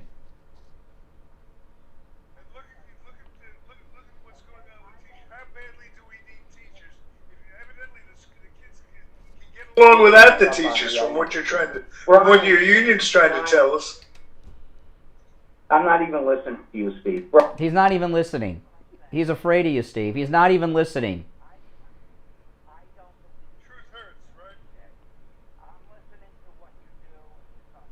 or YouTube, you talk about, I know you probably work 10, 15 hours a day. If that, maybe more. Okay, I know that. But when you tell a teacher, when you say that a teacher is only working, and they don't want to work and they're lazy. Why do most people go into teaching? Why do most people go into teaching? Because they love to educate. There was okay. Listen, okay, Alan, listen. There was a whole movie with Mark Harmon made about teachers. It was called Summer School, and Mark Harmon, the school was out. It was for a comedy to be funny, there has to be truth in it to make comedy funny. And in the movie, and this is one of my favorite movies. It stars Mark Harmon and Kirstie Alley. And Mark Harmon, it's the last day of school, and he's got a Hawaiian shirt on and 2 tickets to Hawaii with his lady friend. And the principal stops him and says, "You're teaching summer school." He said, "Summer work?" He says, "That's why I got into this job, was to have the summers off." So listen, there's a lot of great. Oh, really? You couldn't earn enough to support your family? Hold on. In other words, your wife had to support him, Steve. You're dependent on your wife? He's not a breadwinner. No. Are you financially dependent on your wife? We have to raise our kids with a certain lifestyle. That you couldn't provide. That he couldn't provide. You know the old saying, and it's right on the money with this: he who can, does; he who cannot, teach it. Correct. Any comment on that, Alan? My wife taught, and the teachers that we knew taught because of the love of teaching children. Oh. Okay, let me. That's just what we want, our adults who love children that aren't theirs. Listen, let me ask you this, caller. Steve used to teach, and I went to college. That's right, and I have a degree. Excuse me. I know it works better when you're talking in the mirror and not actually to us. Hold on. Listen, Steve used to teach, and he no longer does. I went to college. I have a college to listen to. I'm going to ask you your opinion on something, okay? So stop talking and listen. I went to college. I have a double major in history and education. I have a certification to teach school. I've never taught. Why do you think Steve stopped teaching and I never taught? First of all, a lot of people who major in history, it's because it's like majoring in psychology. No. Why did I never teach? I have a teacher certification. I could teach. Why did I never teach school and Steve left it? You had no interest in it. No. I love history, man. I love history and social studies. No, it's because of the pay. Because of the pay. This pays more money. Okay, it doesn't pay enough. That's why. Teachers. I gave up teaching for eating. Exactly, teaching. So every job has its benefits. The benefit of our job is money and fame. Okay, the benefit to teaching is you got summers off, weekends off, 2 weeks at Christmas, Thanksgiving off, every damn holiday. You're always off. You know what I mean? That's the benefit. Stop. And they're paid? Well, when they're married to a man who can't provide, they might have to work a lot extra than the average teacher. So I'm sorry. But your wife was different because you couldn't provide the lifestyle that you wanted your kids to live in, so you made your wife work on her time off. How much, excuse me, how much do you pay your union? Your wife, yeah. To take care of you? How much do you pay the union? You're not a member of the union? Well, no, his wife was the teacher, not him, Steve. He was yeah. This is the guy, he couldn't provide. That is not true. She didn't work for it when our kids were young. What did you do for a living? I was a dry cleaner. You're a dry cleaner, okay. Honorable profession. No, it's not. We don't like dry cleaners. He thinks we're serious. He thinks I'm serious. No, we dry cleaners. That's a fine profession. It was, and working. Think about at least the dry cleaners aren't And I apologize to you that you were living beyond the means of which you could provide for your family and had to have your wife work on her time off. Seriously speaking, Alan, seriously speaking, all the information is now out about how our kids, and in my case, our grandkids, are suffering because these son of a bitch teachers won't go back to work, and it's harming kids. Kids are killing themselves. You don't give a crap. You and your union cronies. I see it in my grandchildren. I see my grandchildren being... Yeah, then why are the dedicated teachers trying to keep your grandkids out of school? Why don't they want them to post notes about their vacation for fear that the public will become outraged that they're neglecting our kids? And I got a serious question for you, Al, the dry cleaner. How many times did you not wash the clothes and just press them and tell them they were washed? Oh, please, give me a break. Give me a break. Yeah. Did you hear the pause, Steve? Did you hear the pause? You had to think about the answer. Yeah, that's not what you said. There was dead air for a second, and then you answered. All right, hey, listen. Oh. We're finished with you. Yeah, we're finished. Yeah. His wife's... Thank you for calling in. It was a great call. You got a lot of guts, really. Yeah. We invite you to call anytime you want. Before you shut me off. Oh, yes. Say one thing, and I think it's funny. Well, I don't know if it's funny, but you know what's going on with Cuomo and what you say about Kamala Harris and what you say about everyone. It's so funny because if you listen to a liberal person, they say the same exact thing about Trump. Yeah, but the difference is it's not true. Cuomo put his hands down. Cuomo summoned a woman to a room in the mansion, shut the door, and put his hand down her blouse. You think that's funny? Remember the bus tape about Trump? The what? The bus tape. Speaking to Billy Bush about something isn't the same as actually doing it. He didn't grab a woman that didn't want to be grabbed. That's where you're at a disadvantage because you don't understand the difference between not working in... Yeah, he does. Those who do. Those who teach, can't teach. Yeah, whatever it is. Cuomo put his hand down a young woman's blouse without permission and groped her. Who did? President Trump didn't grope anybody that didn't want to be groped. A crotch? He didn't do it. There's a difference between saying... What he said was this, by the way. Donald Trump said he was newly famous with The Apprentice. He said women in Hollywood are so sleazy and so easy that if you're famous, they'll let you grab them in the private parts if you want to. He didn't say that he did it. No one even claimed that he did it. That's not... What do you mean, of course? What woman? Excuse me. Alan from Massachusetts. Alan, hold on. What woman came forward after that and said that Donald Trump grabbed her in her vagina without permission? Okay, there you go. It didn't happen. We got a woman who just said yesterday that Cuomo did it to her.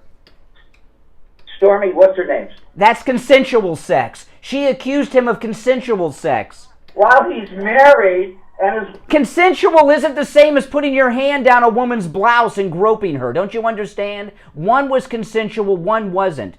Donald Trump, by the way, didn't do that, but she accused him of a consensual sex act. Cuomo's being accused of assault. First of all, I got to tell you, I'm enjoying this so much. I'm sure you are. I am. Well, anyway. So are we. We're consensual, even though he was a married man. All right, enough. I let him go. Yeah. Yes. Show anytime. Yes. While your wife's working. Yes. And you got to do something to fill those empty hours. While his wife's working. To keep him in the lifestyle of which he wants to live. All right, listen. We'll be back.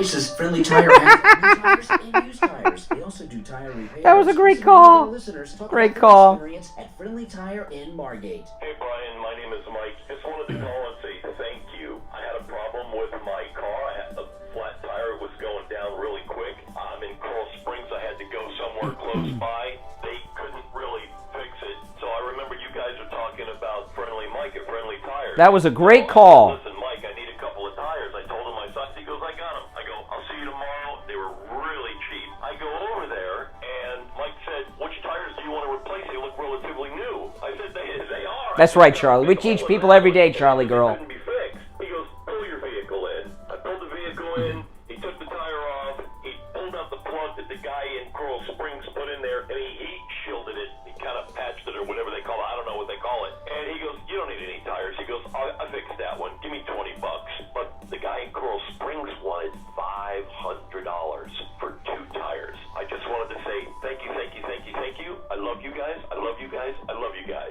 Have a wonderful day. That was a great call. Give Mike at Friendly Tire a call right now. We'll give you a quote right over the phone. 954-977-94. Press 1 if you believe that dry cleaners wash all their clothes. 2 if they press stuff and say they clean them. The Steve Kane Show is brought to you by That was a good question. Barry Siegel at the Siegel Law Group. Are you concerned with the distribution of your assets at the time of your passing? Avoid probate. Call the Siegel Law Group with 9 offices throughout South Florida. Well, I learned from the best, Steve Kane. That's how I learned how to do this. Call toll free 1-855. Yeah, nobody believes that. Exactly. Exactly. Oh, man. All right, we're back. I'm Brian, Steve Kane here. It's the Steve Kane Show, and I in a moment I got something to tell you. You're gonna be shocked about in a minute, Steve. But no, just wonder about that. I want to remind everyone that Mike Lindell of MyPillow, who is under attack by the left and the media, they got Saturday Night Live about him. I saw something yesterday on YouTube, Steve, about Mike Lindell that somebody did that made me so... I've never been this upset. A guy was trying to do a parody of Mike Lindell and was on a MyPillow. He had a MyPillow. He was saying terrible things, dressed and imitating Mike Lindell. And he had this humongous cross laying on his chest. It was just so distasteful, and it was just religious bigotry. They're attacking his Christianity. This is terrible stuff. But this is the time when winners they know how to come through and defend themselves and be successful. And Mike Lindell has come out with a brand new product. I learned about it for the very first time today. The MyPillow My Slippers. They have them for both men and women. 30% off with the promo code Kane at checkout, Kane. And they have both in moccasin and slip-on style. I'm going to get one of both. These are one. I might start wearing these. MyPillow slippers all the time, Steve. When I get them, because they. Well, okay, all right.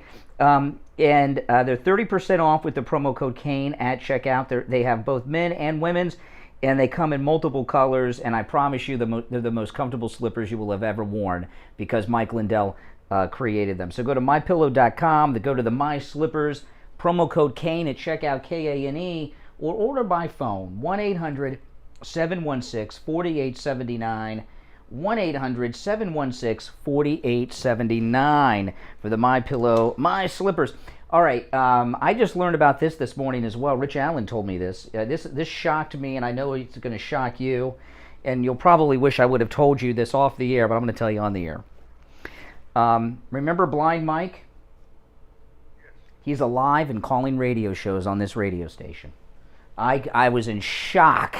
I thought Blind Mike was long gone, but he's calling radio shows, and so we got to be on the lookout. I don't remember what he sounds like. It's been so long since Blind Mike's called. I thought for sure he was gone. He lives in Aventura, I'm told. So, oh boy. So what? Big news you have. No. Just when he gets on the air, just let me know if it's him, because I don't remember the voice.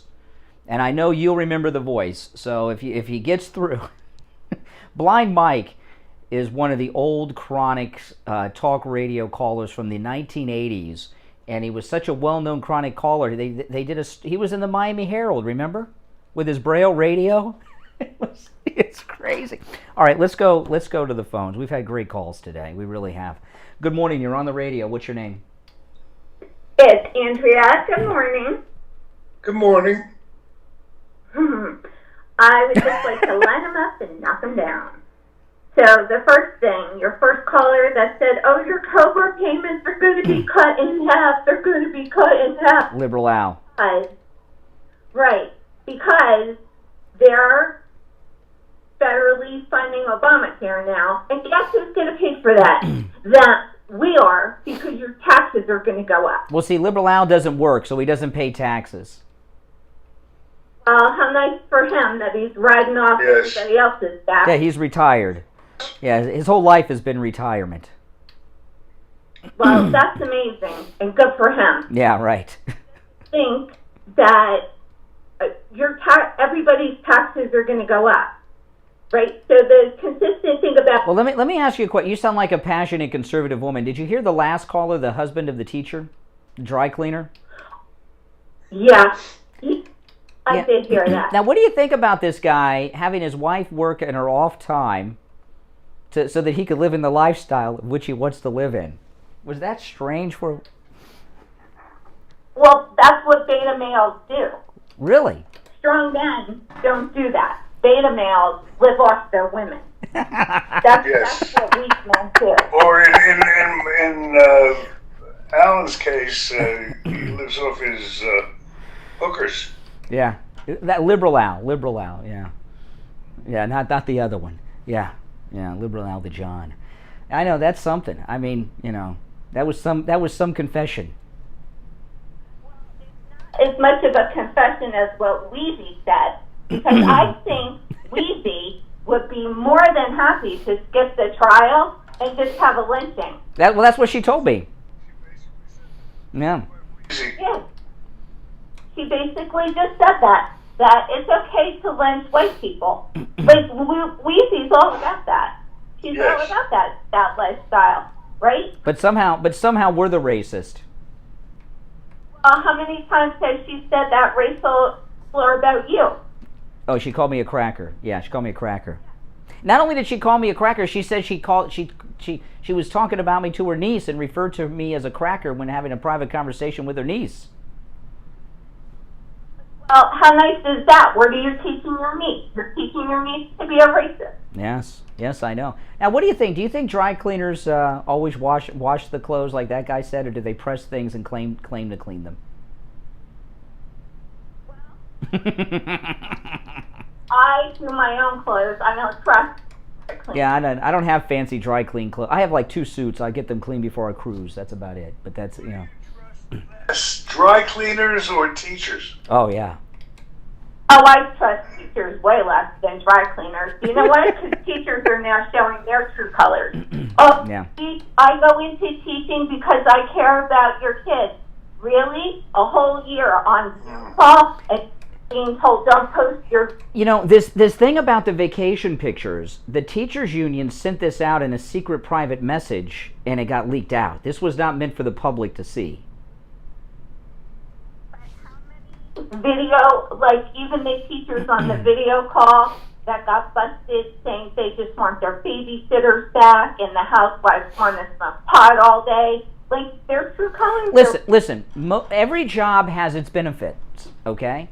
And there's nothing wrong with the benefit of working 9 months a year, having summers off and everything. That's a great benefit. And I don't attack people for going into teaching. People go into different professions for different reasons and benefits. But don't act like, you're Mother Teresa here. Well, we've been doing a lot of kidding around. Hey, hold on. We've been doing a lot of kidding around today, but I will tell you that in dead seriousness, as I've watched this strike unfold and as I've watched the announcements come out about how the kids are suffering and how these kids will never be able to get this time back that they have lost, this lost year that's going to affect their educational levels for the rest of their lives, I've started to really get angry about it. And it's really, if you want to be dead serious, it's really the teachers' unions. We're kind of letting the unions off the hook when we say it's the teachers.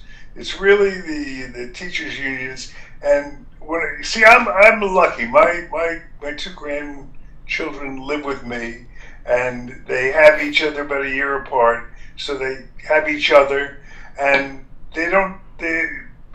being two of them there to play with each other and to relate to each other, I think has limited a lot of the social horrors that go along with what these teachers' unions have done. But I think parents have a right to be really angry. Yeah, no.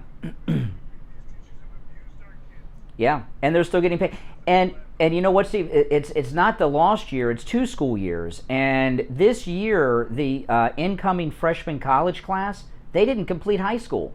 They didn't complete high school last year because the schools were shut down, but they gave them a social promotion diploma, and they're in college. We're going to have the second year of kids going into college without a proper high school education completion. And this is going to have a long-term effect on this country because kids are going to college that are basically not completing high school now because of these lazy teachers sitting at home in their pajama pants eating ice cream all day. I can't agree more, and I don't. Anyway, thank you for your call. We got time for 1 or 2 before we break, Steve. Good morning. You're on the radio. Good morning. This is Steve from Dayton, Ohio. Good morning. Hey, Steve. How are you? Yeah. Just fine. How are you doing? I wanted to circle back to the original story about the kid that got shot. Yes. I know sometimes police do things that are wrong and because they're human, but I'd like to bring it back to the actual cause here. If you're a Oh my goodness! I guess in Dayton they've put out the emergency alert system there. All right, call back Dayton when you get your phone together. I'd love to hear from you. Good morning. You're on the radio. What's your name? Hi, it's Vanessa. Hey, Vanessa. Hey. Hey, Vanessa. Hello. I just, about Cuomo. I can't believe, okay, the 6th person has come out with allegations, but let's go back to the original problem here. I have a very good friend in New York, a registered nurse, and she was sick over the fact that they never used the Navy ship or the Javits Center. You know, all these deaths. Are you kidding me? That should be the reason he should be gone. Well, unfortunately, we can't get him on that. So we got to get him on. You know what? I was told a caller earlier in the week. It's like when they got Capone, not on the murders, but on the income tax evasion. You got to get these guys on which you can get them on. But this new story that came out is really creepy. He summoned a young female to a room in the governor's mansion, shut the door, pretended that he needed help with his cell phone, and then put his hand down her blouse and grabbed what was under the blouse with his hand. Mm-hmm. That's the governor. And by the way, this was during COVID. And his grandma and grandpa are dead. Well, it's true. Yeah, he's a bad guy. You know, they're about to. Oh yeah. I don't know. I think he's so arrogant. He's fearless. A lot of people in New York can't say anything because of their profession and what they're doing in the medical field, but believe me, they're upset. And you know, I was watching a TV show last night, one of the FBI shows, FBI's Most Wanted, and it's got one of the guys from Nip Tuck is in it. He plays the head FBI agent. You know, the good-looking guy from Nip Tuck. Steve, he's a very good actor. I don't know his name, but they were. Yeah, they were looking for a guy who had murdered someone long ago that had kidnapped somebody, and he said, "You know what somebody does that gets away with murder?" And what do you think he said, caller? They do it again. They do it again because they got away with it. And Cuomo has gotten away with crimes against humanity in the state of New York. He's gotten away with something that I've not seen any American politician get away with something on this level, not U.S. citizens, at least, and no one even talks about it. Well, that's hardly true. Well, outside of conservative media. All right, listen, we're going to take our last break of the day. If you're on hold, don't go anywhere. Well, the conservative media, you know, and they're not talking about removing him for that. They're talking about removing him for the, the Me Too stuff. We're going to take our last break. If you're on hold, don't go anywhere. Back with your calls after the Gold Report, which is coming up next. Don't go anywhere. Covered AM 1470, FM 95.3, 96.9. South Florida's FM Money Talk Radio Network. WWNN, Pompano Beach. Hello, I'm Mike Lindell, inventor of My Pillow. Steve Kane Show.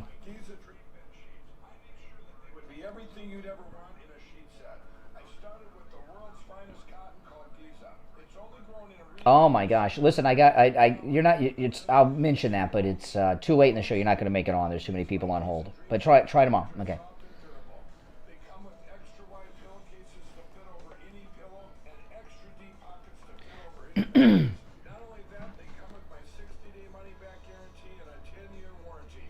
Hey there. Buy one of my Giza Dream bed sheet sets, you'll get another one absolutely free. I personally guarantee that they'll be the most comfortable sheets you'll ever own. Use the promo code KANE at checkout, and when you buy a set of Giza Dream Sheets, get a second set free. But you've got to use the promo code KANE, K-A-N-E, at MyPillow.com, or call 1-800-716-4879. Steve Kane Radio listeners love Champagne Automotive Repair in Boca. I went over to Champagne Automotive, and I got to say that this man is the most fair mechanic I have dealt with in my entire life. We took a car over there that was not being used yet. It belonged to my 90-year-old dad. Everybody I had taken it to before was charging an astronomical amount of money. But when we took it over there, Eddie took a look at it, and I got to say that this man fixed the car. It's running like a charm. Anybody that needs a mechanic, I strongly recommend Eddie, and he is just the best thing that's happened to this family as far as car maintenance goes. It's fixed. Bottom line, it's fixed, and the price was right. Champagne Automotive Repair in Boca will never do a repair on your car that your car doesn't need. And their prices are low. Champagne Automotive Repair in Boca. Give them a call. 561-245-8101. 561-245-8101. Listen to the Steve Kane Show on iHeartRadio. Just search for WWN. And now to the moment we've all waited for each day at this time on the Steve Kane Show. We get to hear the Gold Report, brought to you by William Youngerman of William Youngerman Inc. William, one of the world's leading experts on the precious metals. He has been advising clients on trends and movements in the gold, silver, and platinum markets for over 50 years. And believe you me, he knows what he's talking about. Those of you who followed his advice for the years, well, you can attest to that firsthand, just as I can. Let's see how things are doing today with the precious metals. William, how's it looking?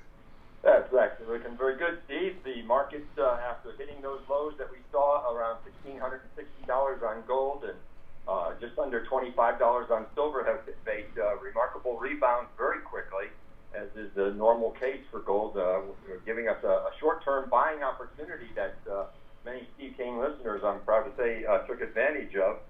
Gold yesterday up $10.50 at $1,725.90.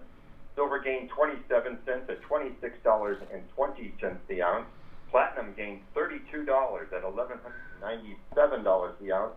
And palladium was up $6 at $2,222. The rally kind of continues this morning, as gold is up $2.10 right now at $1,729 the ounce.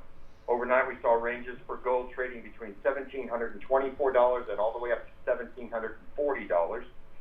We'll see if 1720 can be a base now for gold as it continues to build on this breakout. Silver, $26.20 right now, unchanged from yesterday's close. Platinum up another $6 this morning at $1,203. And palladium up $44 at $2,266 the ounce. So the markets are looking very good. Still a great buying opportunity. Yes, we are still significantly below the highs that we saw last year of $2,050 for gold. Silver is still, we're looking for our target of around $50 an ounce. So that we think will be easily made or reached this year.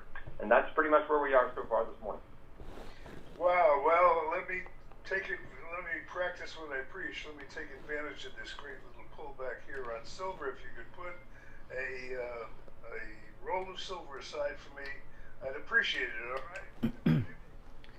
All right, now listen, William Youngerman opens up weekdays at 10 a.m. You can call over there. The number is 1-800-327-5010, 1-800-327-5010. Online, WilliamYoungerman.com. The address is 150 East Palmetto Park Road in Boca Raton, on the first floor of the Bank of America building, just east of US 1 Federal Highway on the south side of Palmetto Park Road. All right, William Youngerman, we will finish out the week tomorrow. You too. Take care. Take care. All right, Steve. We have a full board of calls, and the clock is ticking. All right, you're on the radio. What's your name? Where are you calling from? Hey, good morning. This is Ike. I'd like to make a comment about Weezy and Rolanda. Mm-hmm. Go ahead. Okay. So, Rolanda, she's the black person that most conservative white people agree with, and Weezy is the black woman that most blacks agree with. And so say you, the Speaker of Blacks.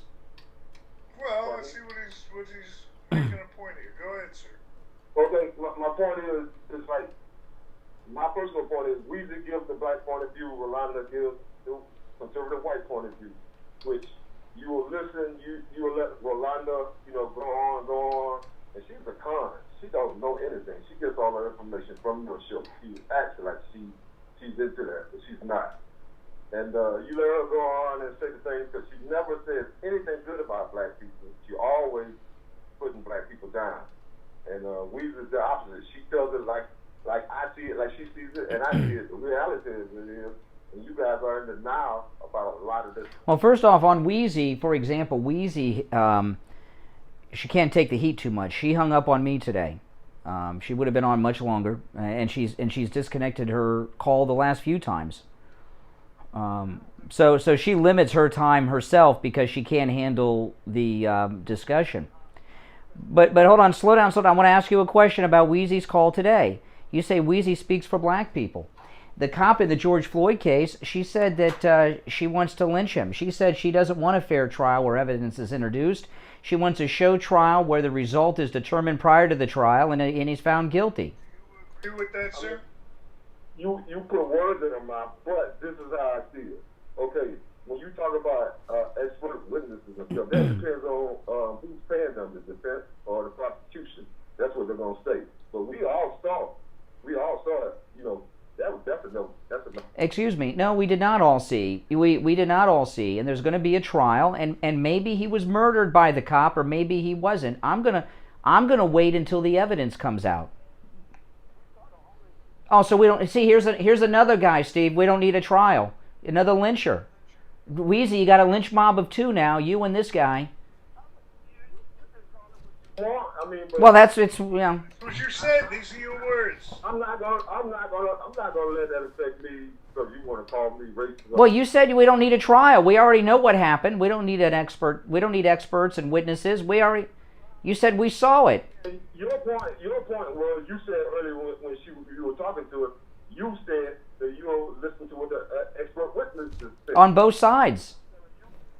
But what I'm telling you is they're going to both say totally opposite things because they're being paid by... Oh, so the jury should not listen to the witnesses. They know what happened. They should just convict him of murder without any evidence. That's what you said.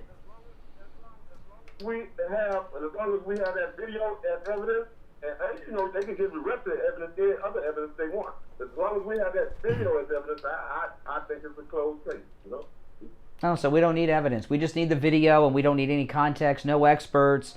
We don't need any medical experts. We don't need the medical examiner. But see, the deal is, yes, it's possible that the drugs could... Do you understand that? Excuse me. One of the last lynchings in this happened here in Florida, in South Florida, by the sheriff of Broward County at the time. His name was Clark. A white woman said that he assaulted her, and she had a bruise on her arm. She called the sheriff. he took the guy and lynched him, right? Lynched him. You know, he saw what happened. The woman said what happened. He saw the bruise. That was it. He didn't need a trial. Don't you understand that what you and Wheezy are saying is the same thing that those old white racist Democrats used to do? As long as the video is part of the trial, I think... You don't need to hear anything else. No context. See, this is the problem. People don't... Okay, all right. They're going to cancel each other out. That's what I'm saying. All right. So, we appreciate your call. Is that it? The video. Okay, well, maybe some context. Right? Context is important. By the way, have you seen the video they showed it last night? I think on Tucker's show. Have you seen the video of the pictures of the training films? Well, Steve, sadly we're out of time, so we don't have time. So you're gonna have to call back tomorrow. What is your name, sir? Ike. Yeah, he used to be married to Tina Turner.